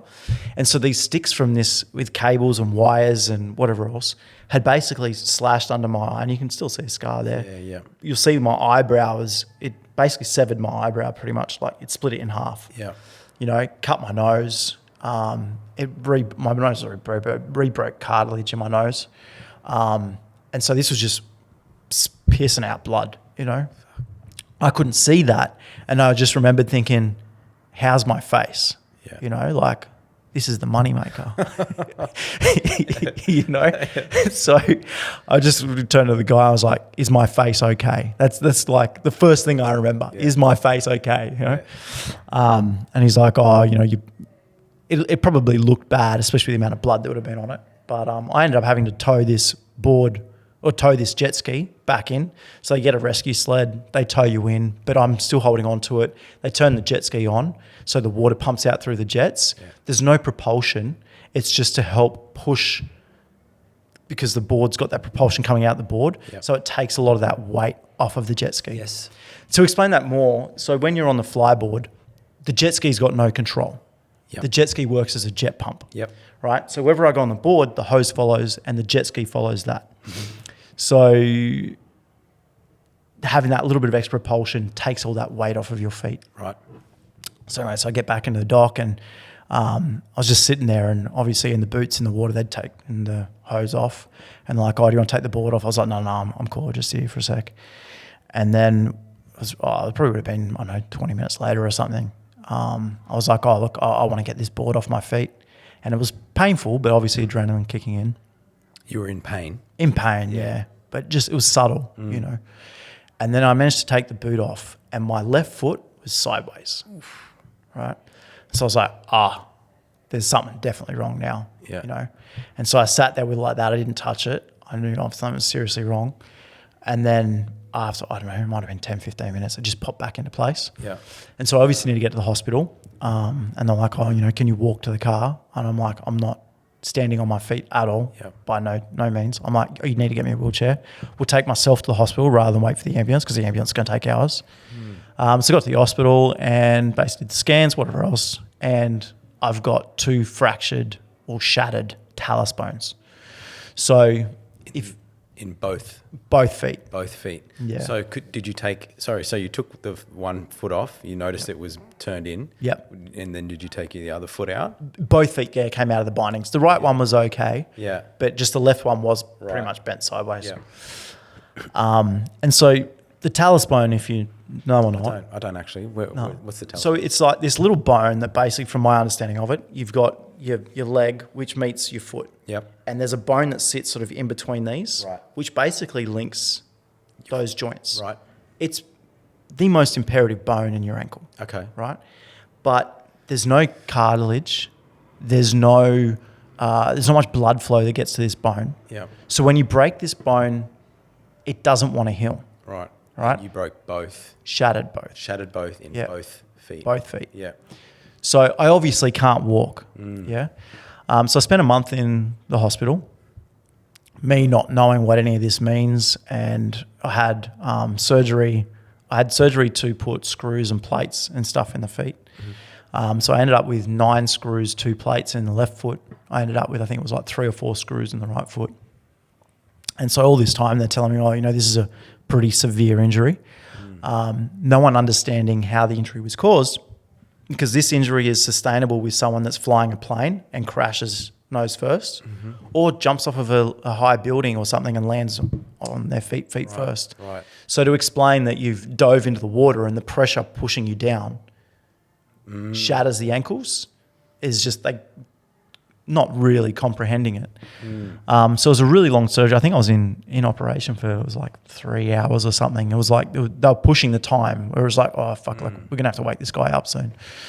But I did that. They had some plastic surgeons come and fix my eyebrows best they could, and obviously some stuff with the nose. Still crooked. You look great, mate. Thanks, buddy. I know, the money maker.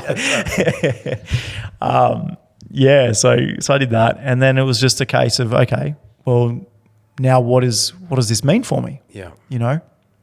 So I got home. I had to wait for the swelling to subside. I couldn't get a plane because the swelling was so bad that I couldn't just jump on a plane and fly home. And when I did, actually, a month later, Mum came with me. So you're in a wheelchair? In a wheelchair, yeah, onto the flight and off of the flight. But on the plane, we had to buy 3 seats so that I could sit sideways on the seats to have my feet raised. And Mum sat there and I had my feet on a lap, Did you have both were your feet in casts or? Yeah. So they had like plaster casts or whatever? Yeah. Yep. Yeah, I think so. They might have actually cut that off. Yeah. I can't fully remember, to be honest. Okay. I can't remember if they... How long ago was that? This is 2.5 years ago. Yeah. Yeah, so January 23. Yeah.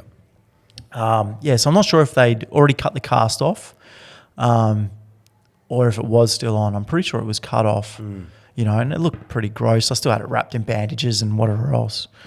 But then I got home, and this is the blessing of moving in with my mum, is that I now had a carer. If I'd not, or she'd not moved here, I would have been alone, dealing with this thing alone. And living on the boat, that definitely wouldn't have been a thing. Oh, fuck no. And even living in my house, it was a 2-story house, so that wouldn't have been a thing. It would have been very difficult to navigate. So, so she was basically my full-time carer for, I guess, it was really the next 12 months. That was the road to recovery, Like it was a 12-month... Pretty much. Well, yes and no. Yeah. So I had to be monitored for 2 years through a surgeon.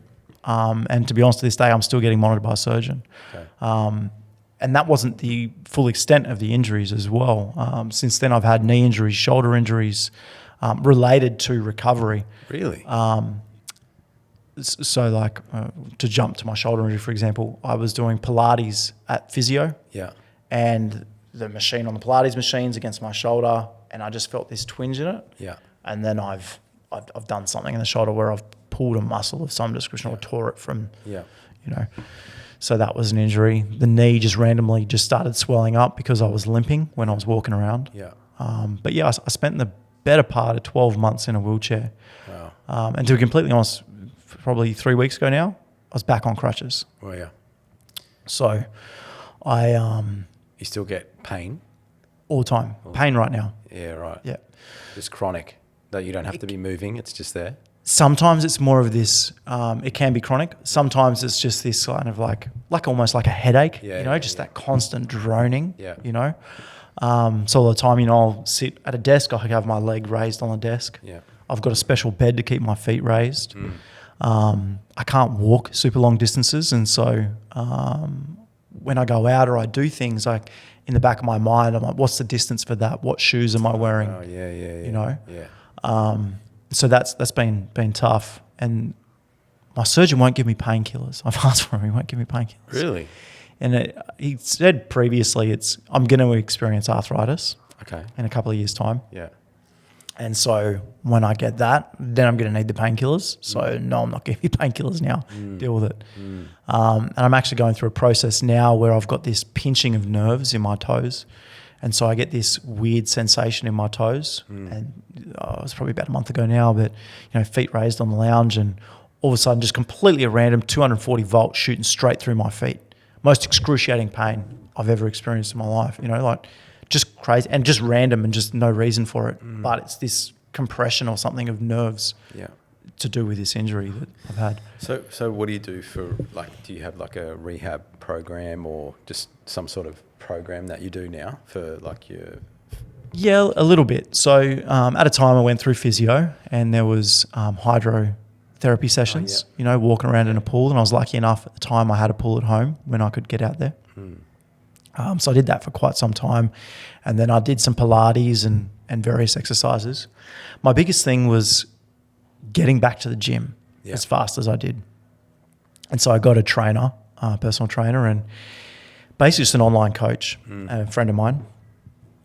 And I'd put on 15 kilo whilst being in this wheelchair. It was the biggest that I'd ever been, And that, when I first stood up and I'm like, okay, now I can stand up for the first time, and I can weigh myself, and I can look at myself in the mirror now finally. I was just fat, man.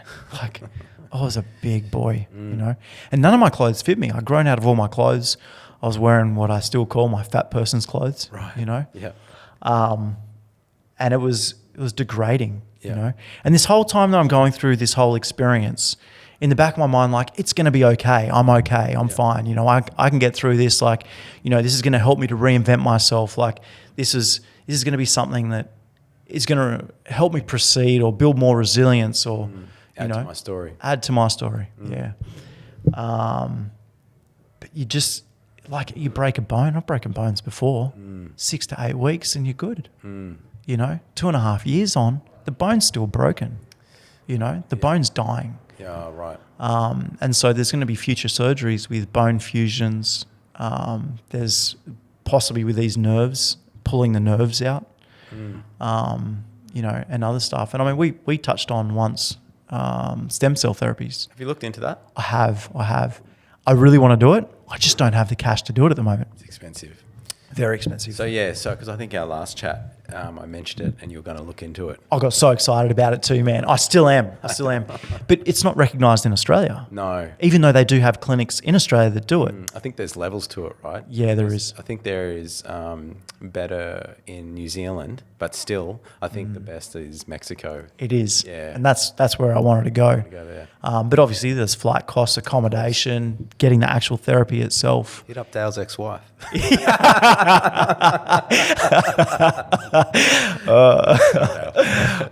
She was a blessing, man. Yeah, that's right. Yeah. That's right. No, I hear you, man. Did you? I think the book that sort of got me onto it was the Tony Robbins Life Force. Oh, to be honest, I'm not a big reader. Yeah. I do remember you saying that. I did plan to read it. It gets pretty hard to hold on to because it's pretty scientific. I think you did mention that as well. At the time, he obviously what he does, he just gets the best of the best and brings them together. But there's some really cool case studies in there, man. That's probably on that topic. I'd probably direct you there, man. To like you've probably done a mountain of research since, but that was my experience with stem cells. How I come to understand it. But and it's insane, man. Some of the shit you hear from how people healed, but not only it treated the local area where there was injury, the improvements just to every aspect of the body, organs, brain, everything.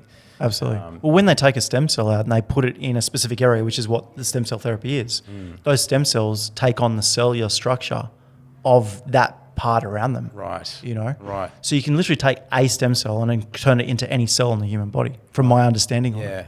And there is a like an uptake rate. I don't know what the terminology is, but it can be rejected apparently. Yeah. And so, but anyhow, so man, But that's the hard part because, I go and I do this and I go and get the stem cell and then it doesn't do anything. Yeah.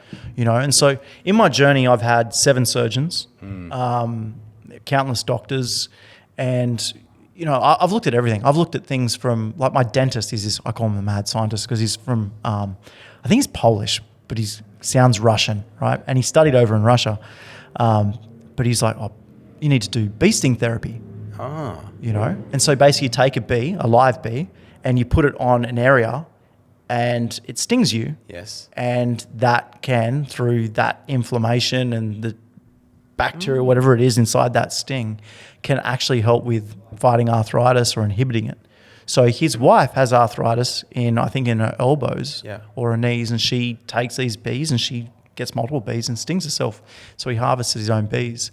So he recommended that. And so, you know, I've taken some of this information like that and the stem cell therapy back to my surgeons, you know, these people that are meant to provide me sound medical advice.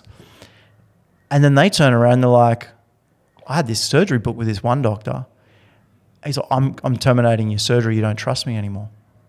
You're asking me about these alternate therapies. You think that if they were legitimate therapies, that I would have recommended them to you. And I was just, man, it made me turn my back against the medical industry for sure. Yeah. You know, I just don't trust it. Did you try the bee sting therapy? I haven't yet because I don't have arthritis, and I'm going to look into that. Yeah, I've got this thing, man. It's a living thing, and I personally, even though I eat meat, you have to kill the bee. Yeah.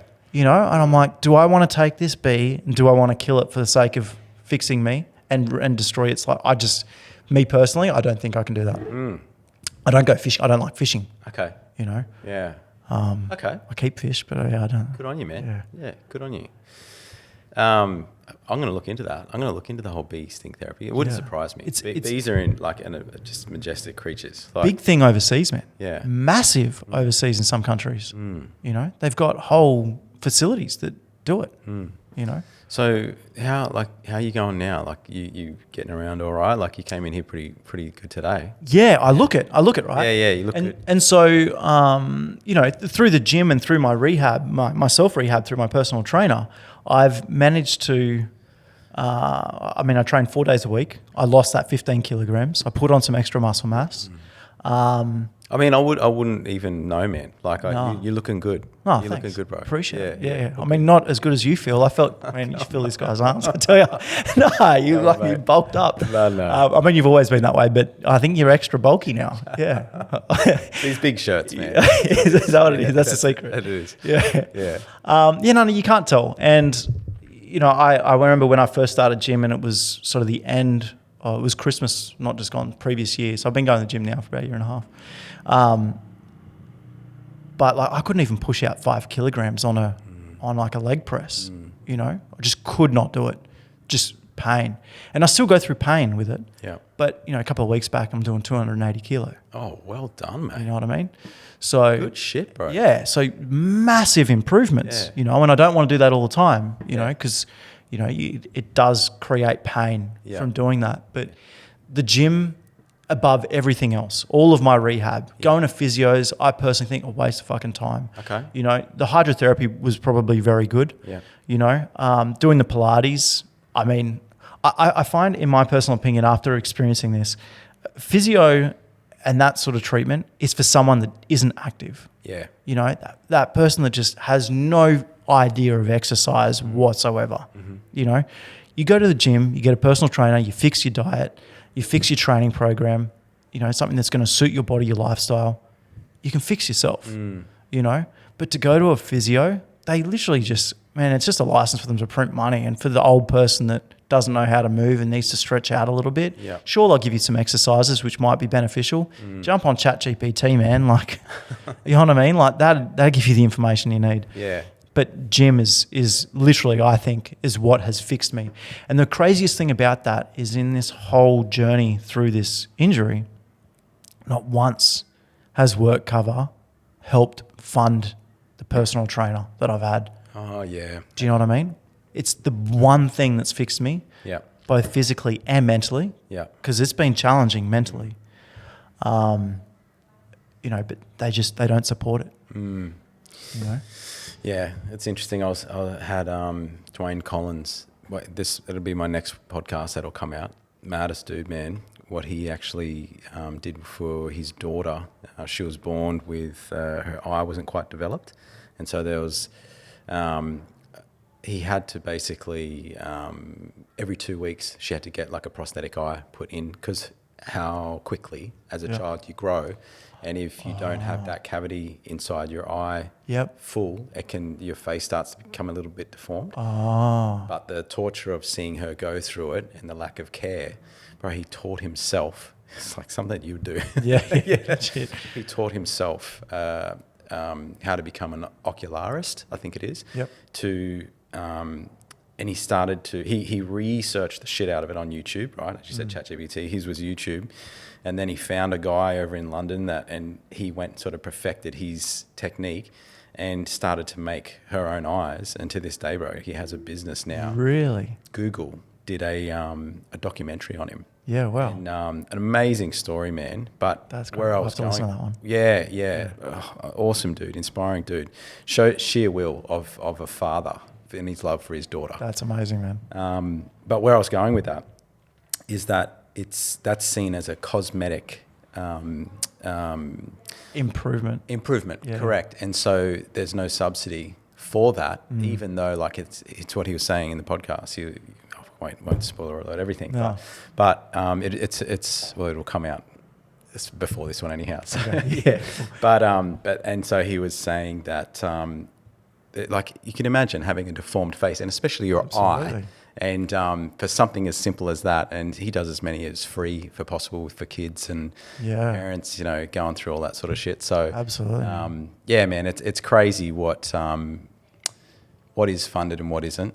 Yeah, and that's another day, that conversation. Absolutely, but what's supported through the medical industry, and what actually works. You know, two different things, and it's always handled by a minister that has no idea. Well, they're not fit, are they? Generally, they're normally got no idea about exercise or diet or anything. The old gym though, man, like it's one of those things, hey, like you hear it come up, and even getting older now, you sort of, you feel something like you saw, and there's that mentality where it's like, no, just rest and don't do anything. Yeah. But then there's the mentality too where it's like, just go into the gym and just do something light and just sort of work through it and then just get back into it as quick as possible. I sort of lean more in towards that, and everything, like even something as severe as yours, like it sort of seems to be the common thread, right? It is. Well, as an example, you know, I do a leg press machine, and it's like I go to push it, I'm like, oh man, this is heavy, or this is hard, you know, because it's hard to break the barriers that the mind places that can I push this? Yes, I can. And I track all my progression, so I know that I can. Right. You know, but it's as soon as you start pushing it, it's a bit sore, and then it frees up. You know, it's like it warms up, and then it works, and it's fine. And then you can actually increase weight. You know, body's a powerful thing, man. It is, bro. You know, despite the fact that the bone's dying and it won't heal it. Well, yeah. So is it official like that? That it is dying? I don't want to say yes because I don't want to believe that. Yeah. But I've basically been told that is the case. Okay. What's stem cell cost these days? Look, when I looked at it, it was going to cost me somewhere around the 50K mark, which isn't a lot of money really to fix an issue. The issue is you add in the flights, the accommodation, and that's US currency too. Yeah. The New Zealand one. Have you looked at New Zealand? I haven't.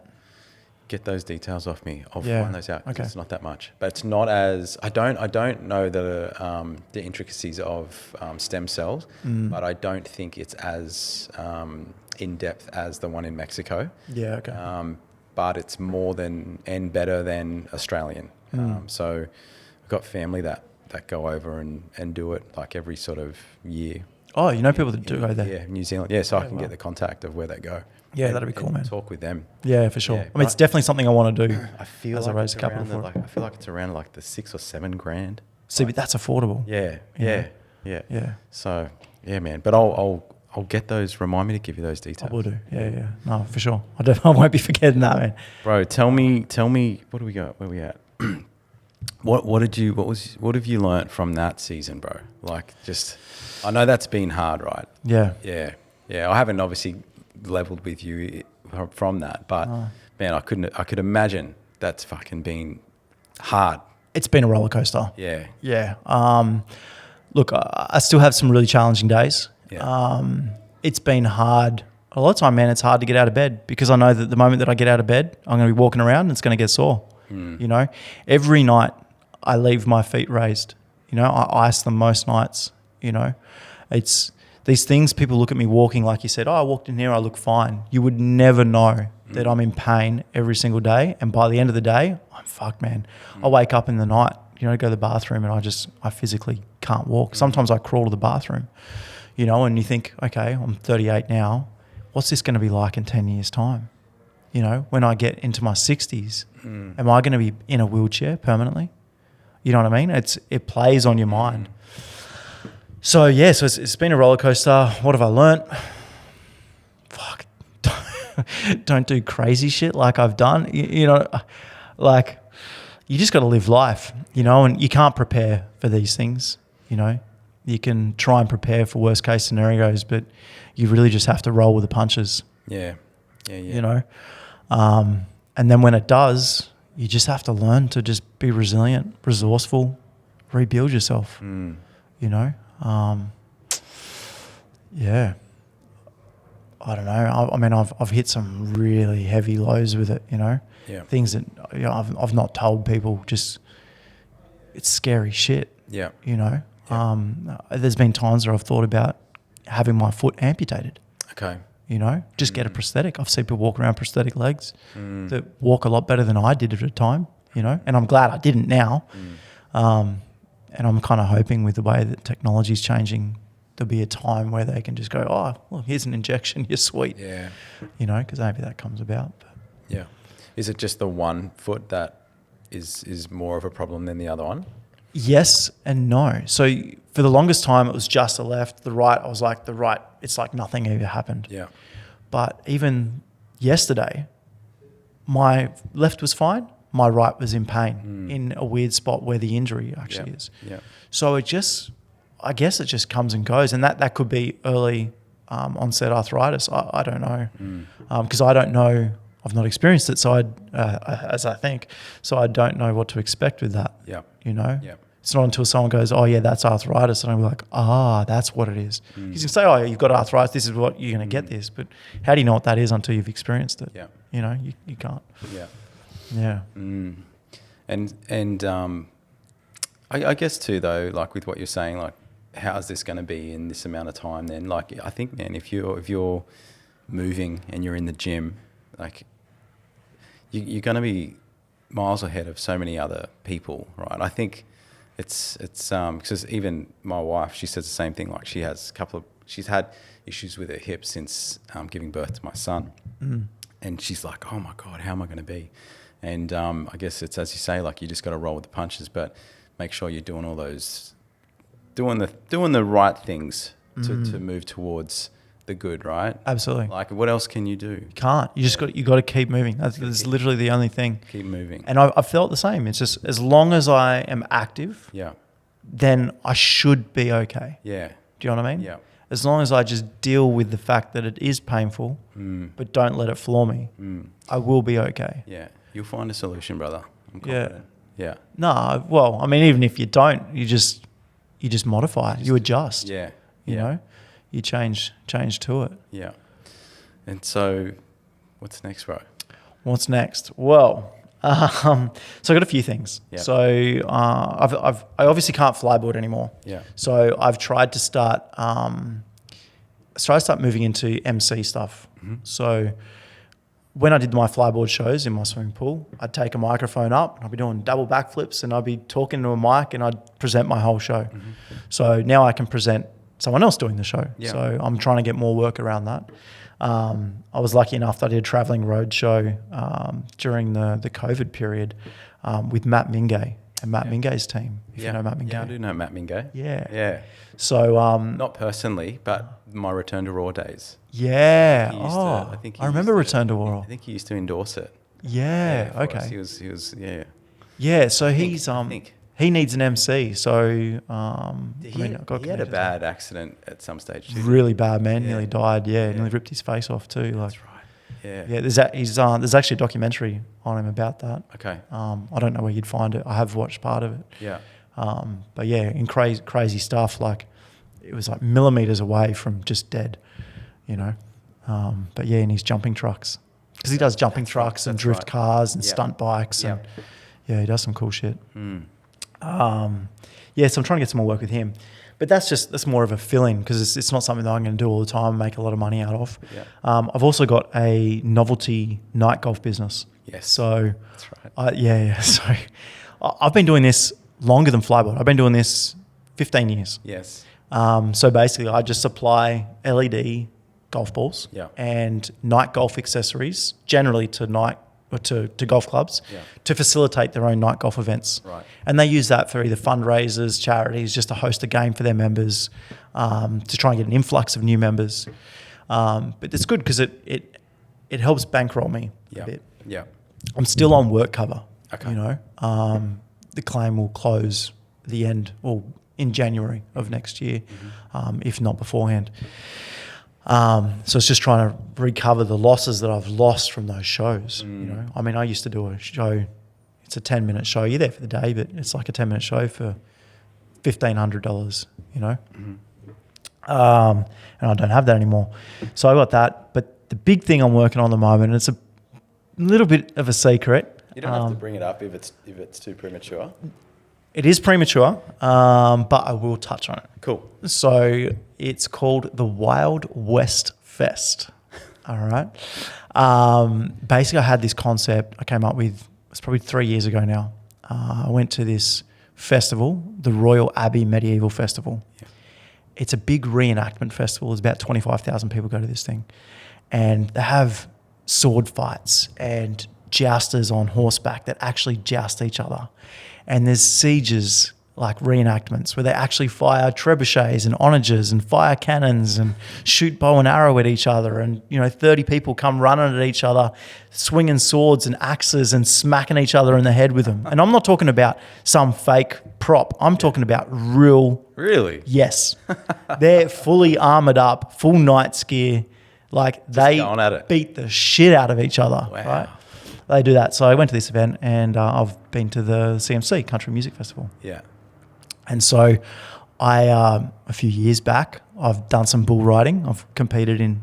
I saw that too, man. I saw you doing that. I was going to bring that up and I'm like, no, I don't think that was you. Yeah. You do that shit. I did. So this is during do you remember the big bushfires that we had? Yes. Where the whole of Australia was on fire? You got off easy, bro. Yeah. I know.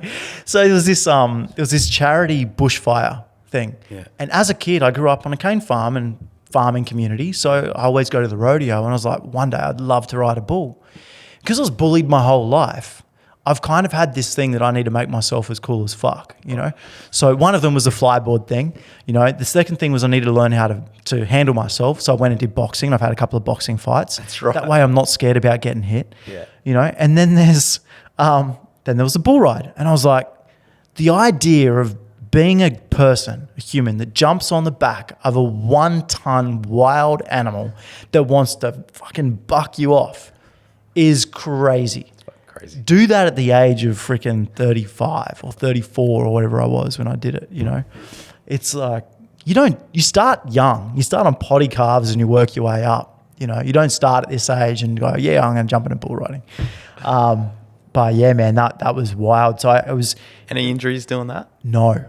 Okay. I expected to. Shit. But no. Well, how was your adrenaline on that, man? I couldn't imagine it. Crazy. Yeah. So I went up before the event, and I was lucky enough. I know the rodeo owners, so they lent me their gear, and they set me up with a bull, which was an old PBR bull, so professional bull riding bull. Right. You know? This bull was the biggest bull in the pen, which in some regards can be better for you because there's more to sit on and hold on to. But he was a big boy, and I just went up to before the event, and I just sat there with him, you know, and I just talked to him, calm, and I was like, thanks so much for letting me ride you, you know, and I just tried to build a bit of a relationship with him, you know, before I jumped on, and then it comes time to strapping up, getting your gear on, your arseless chaps, and you know, putting your helmet on, and you basically climb into this chute, you know, and you rub your foot down the side of his flank to let him know that you're going to jump on. And he was all right with me. He's obviously used to doing that. He didn't buck up too much, you know. And then you're sitting on him and you strap on. You're sitting on that, you know, on your left hand, you know, because that's your whole rope hand. You're balancing with your right, you know, because I'm right-handed. And it's just a case of you just there, your arms up, and then you're just like, yep, good to go. You give that head shake, boom, chute's open. He just jumping around, bouncing out. And it's just like, you're just holding on for dear life, you know.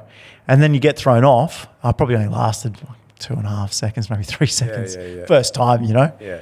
But man, that was cool. What an experience. Yeah, right. Yeah, it took the words out of my mouth. You know, I highly recommend, like, fuck that. just do it. I mean, if you want to, I can organise it. You know what I mean? No, I'm good. Legit.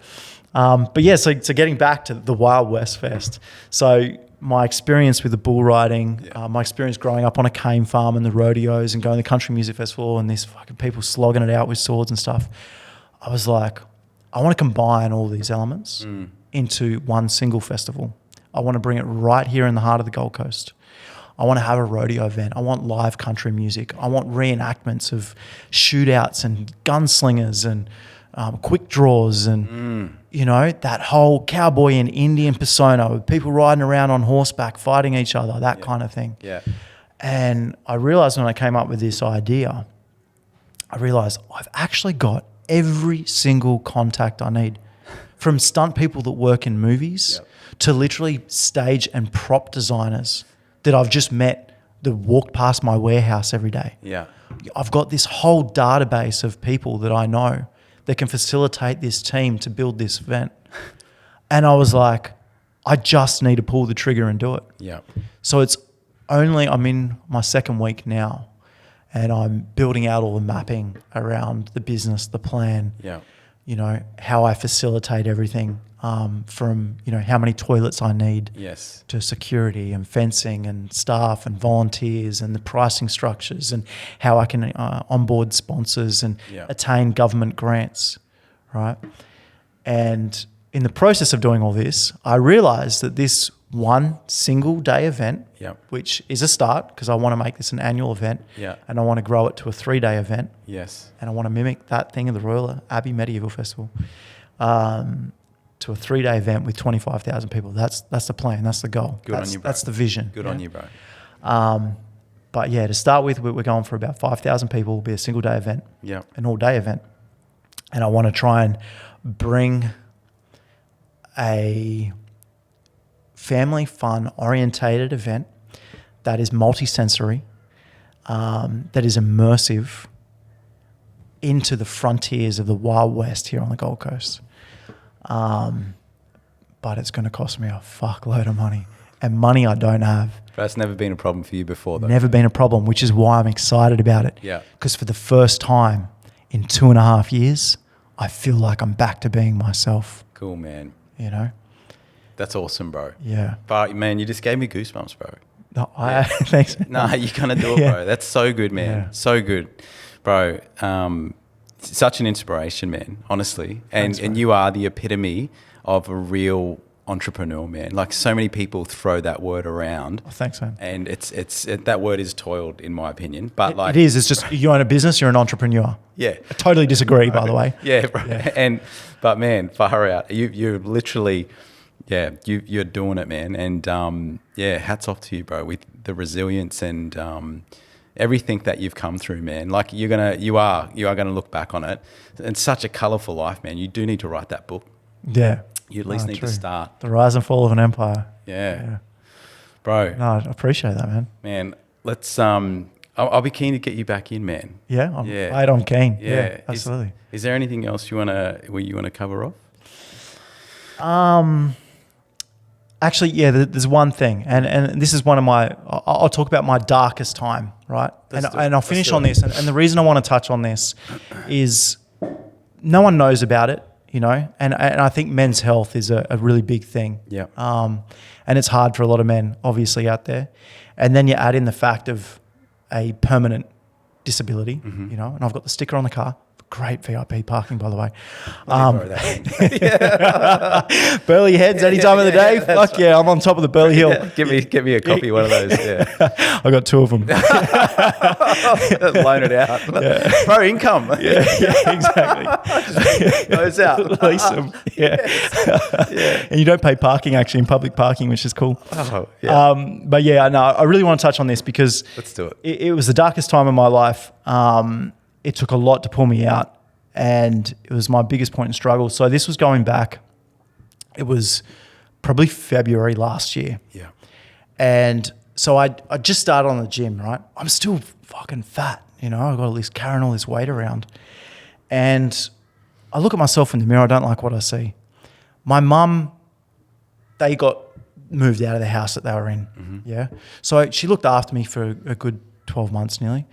But then it was an opportunity for them to buy a house. And they'd not owned a house in so long, bro. And I convinced them to buy this house out on the islands in Redland Bay, which they do, and they love it out there. But that meant that I had to move into my warehouse. And that meant that it was this leased warehouse, and I was alone. And I had to do it by myself. So I did.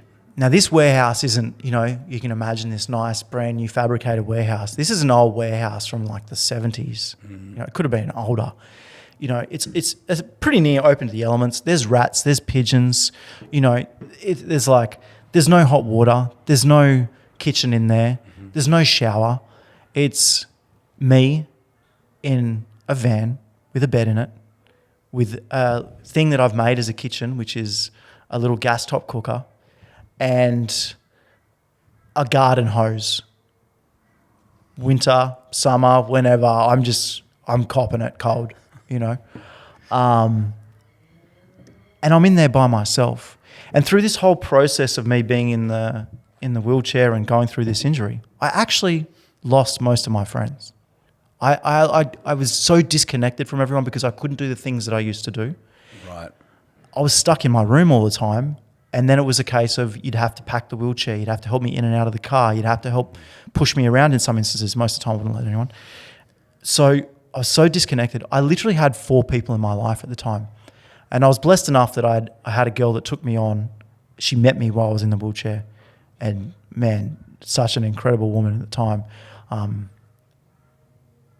And she helped me through that whole process. But I was so disconnected from myself. The relationship just didn't work, you know. Yeah. I was moody, you know. I was angry and aggressive. It was just hard. It just took its toll.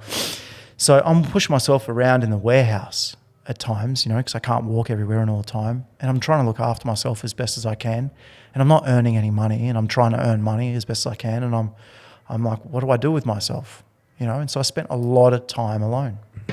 And this one day, I'm just looking up at the roof trusses, and I'm like, I've got a bit of rope over there, you know. I can end this bullshit right now. I don't have to have the pain that I experience every single day. I don't have to deal with the loneliness or the struggle that I'm going to experience the rest of my life, you know. I can just, finished. And I just broke down, bro. I was just like, it was so hard. And I didn't see a way out, you know. But then I remembered my mum, and I was like, this would kill my mum, you know. Like, my mum couldn't handle this, so I can't do it because I can't hurt my mum. I just have to deal with it. And so I'd had this through my Amex credit card. I get a free flight every year. I actually pay for it, but they just give you a free flight return. And so I'd had this flight booked to Cairns for my birthday. And ideally I wanted someone to come with me. But then when I try to organise someone, the one person that was like, yeah, I'll come, turns around to me and says, yeah, but you have to pay for the accommodation and my flights. And I was like, wait a second, like, you fucking work. I'm in a fucking wheelchair. You know what I mean? Like, I was like, fuck this. Like, you know, here's me giving away a free flight and you're telling me that I've got to pay for the food and accommodation. I'm on my fucking own. I'm doing this by myself, you know? Yeah. And so I went on my own and I hired this car, and it was this little mini 4-drive.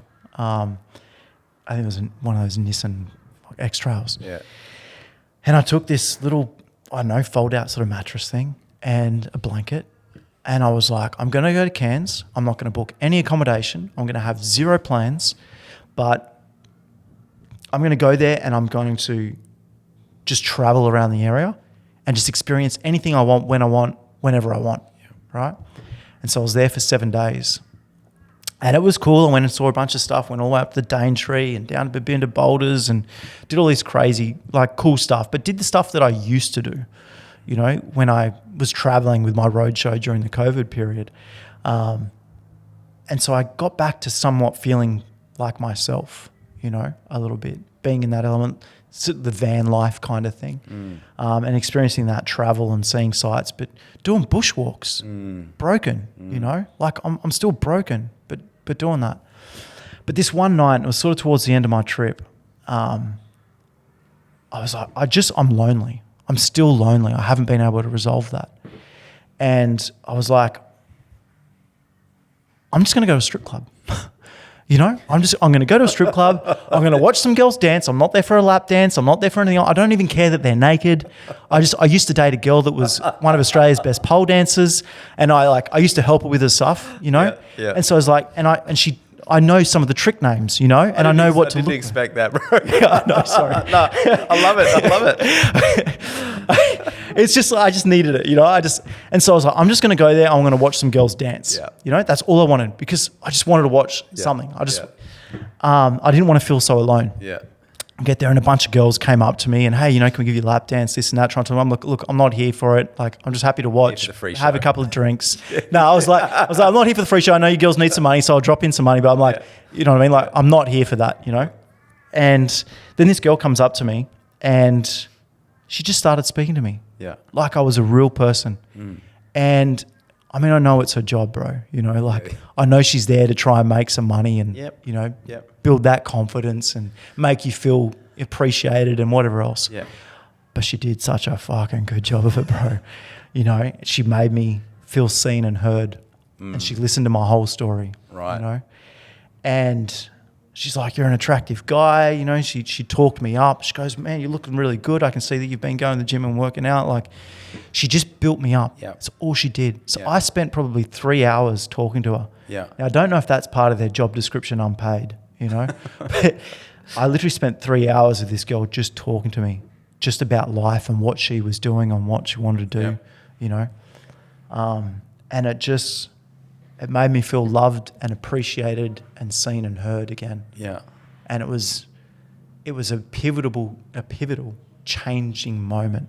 Wow. In this journey where I was just like, I'm still me. Yes. There's just a facet of me that's changed, you know? But I can fix other parts of me that will resolve that emptiness that I've experienced. Yep. And here I am. So it was good. I get it, man. I get it. Like that's she gave you connection. Like it sounded like you were definitely in need, man. Desperate. Yeah. Desperately needing connection. Do you still know her? No.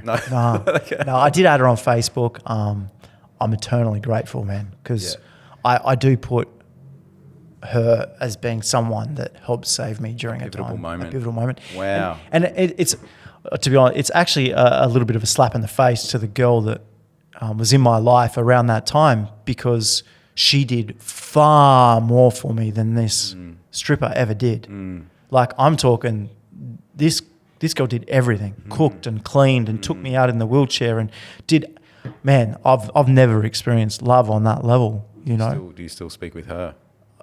Ish, every now and then. Yeah. I mean, I broke it off with her, so she was hurt by it. Yeah.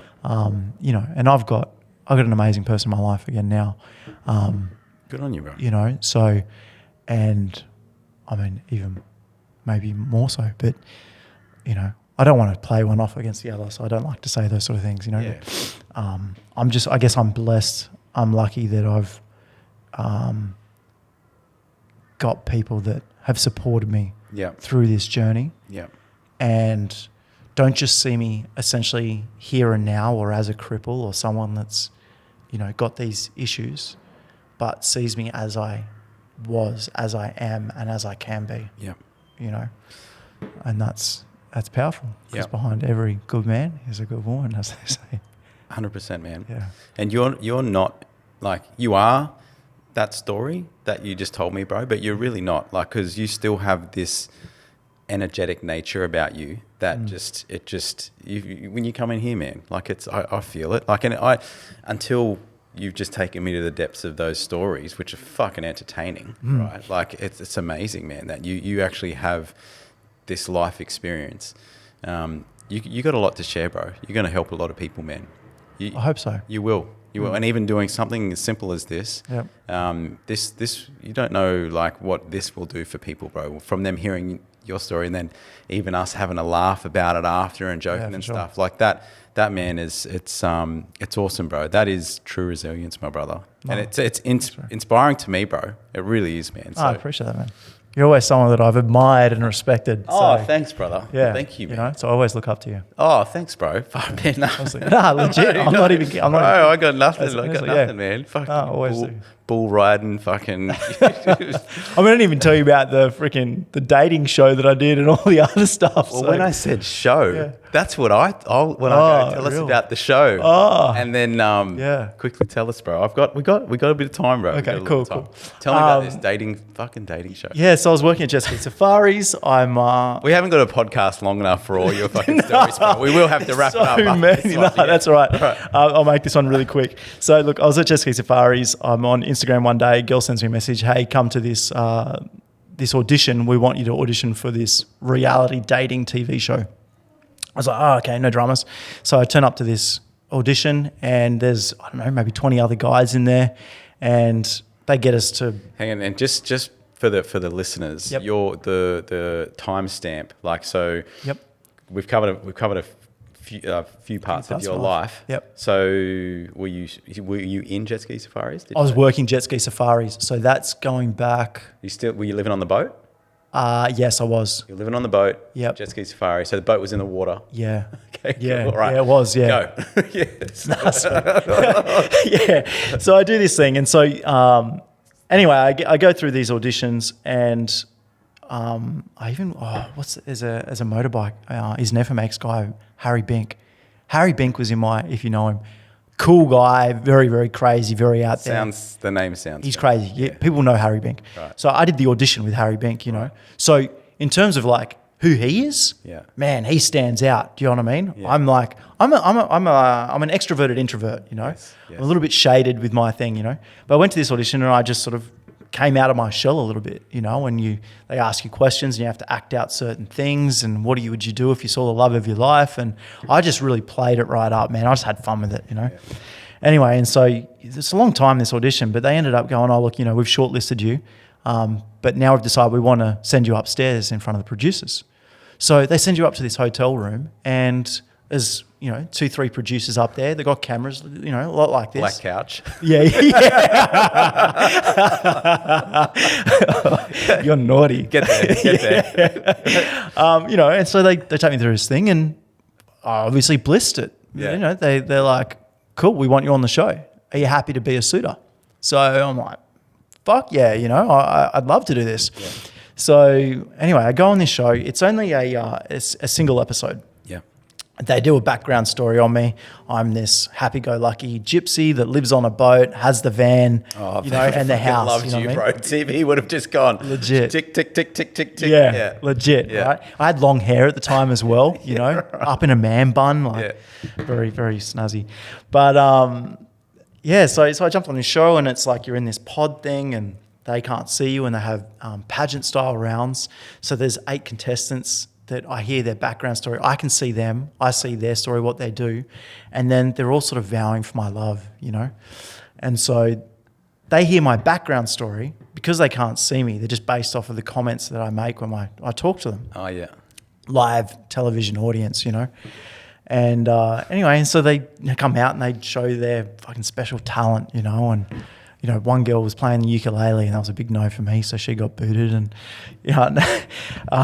they just have all these things, and at the end of it, I've basically got to expose myself. Yes, I'm clothed. I come out and I present myself to 2 girls that I've got down to the top 2. Yeah, and they meet me, and then I've got to get down on one knee and I've got to propose to one of them. And so I did, an Olympic gold medalist swimmer, Taylor McKeown. You proposed? I proposed, yeah. I got engaged in front of a live studio audience. Did ya? Yeah, then kissed her in front of a live studio audience. Yeah, it was bizarre, bro. Fuck, bro. I know, it was crazy. So was that just for TV, or was it like legitimate? This is the thing. So you go onto these shows, and I didn't go on thinking anything was real. Yeah. The same token, you're open to it, yeah? Yeah. It's like, I don't know if I'm going to go on this show. Am I going to meet my wife? Yeah. You kind of hope that you do. Yeah. But like, I'm not there for that. I was like, oh, what can I do with this? Am I going to build an online presence? Am I going to help monetize this? I think I got like, I don't know, a couple hundred extra followers or something. It was nothing, but it wasn't a very successful TV show. Yeah. Nothing in my life has been overly very successful, but except that strip club, bro. Yeah. I got 3 hours of a time. Yeah. So I mean, that was a bit of fun, and then I did 2 stand-in jobs on I'm a Celebrity, Get Me Out of Here. Right. So I'm not even meant to say that, but okay. You basically go out into the jungle. It's out here in Murwillumbah, back in Murwillumbah. Yeah. And you experience as they experience and do their challenges and have food challenges and pass pig testicles between your mouth and someone else's while live cockroaches getting dumped in your head, all the weird crazy shit. But that was cool, and I've actually in the last week just applied for another TV show. Have you? So, yeah, my story's changed. Okay. Imagine the guy that goes onto a show now, but he's gone through the life of a cripple. Bro. Come out the other end. Yeah, man. It's a good story. It is, bro. It's an amazing story, man. And I love your energy with it, bro. You haven't lost it, man. You haven't lost that energy, bro, which is so good. Cheers, man. Cheers. All right, brother. I feel it. Yeah, we've got to end it. How long have we been on? 2 hours and 15 minutes, my bro. Damn. Thanks, everyone, for listening. Pete will be back. We'll get this lad back for sure. Yeah. Love that, man. Thanks, bro. That was so awesome, good, man. Bro. That was Thanks so for cool. having me. Nah, bro. That was really cool telling my story. Bro, That was cool, eh? I like that. That was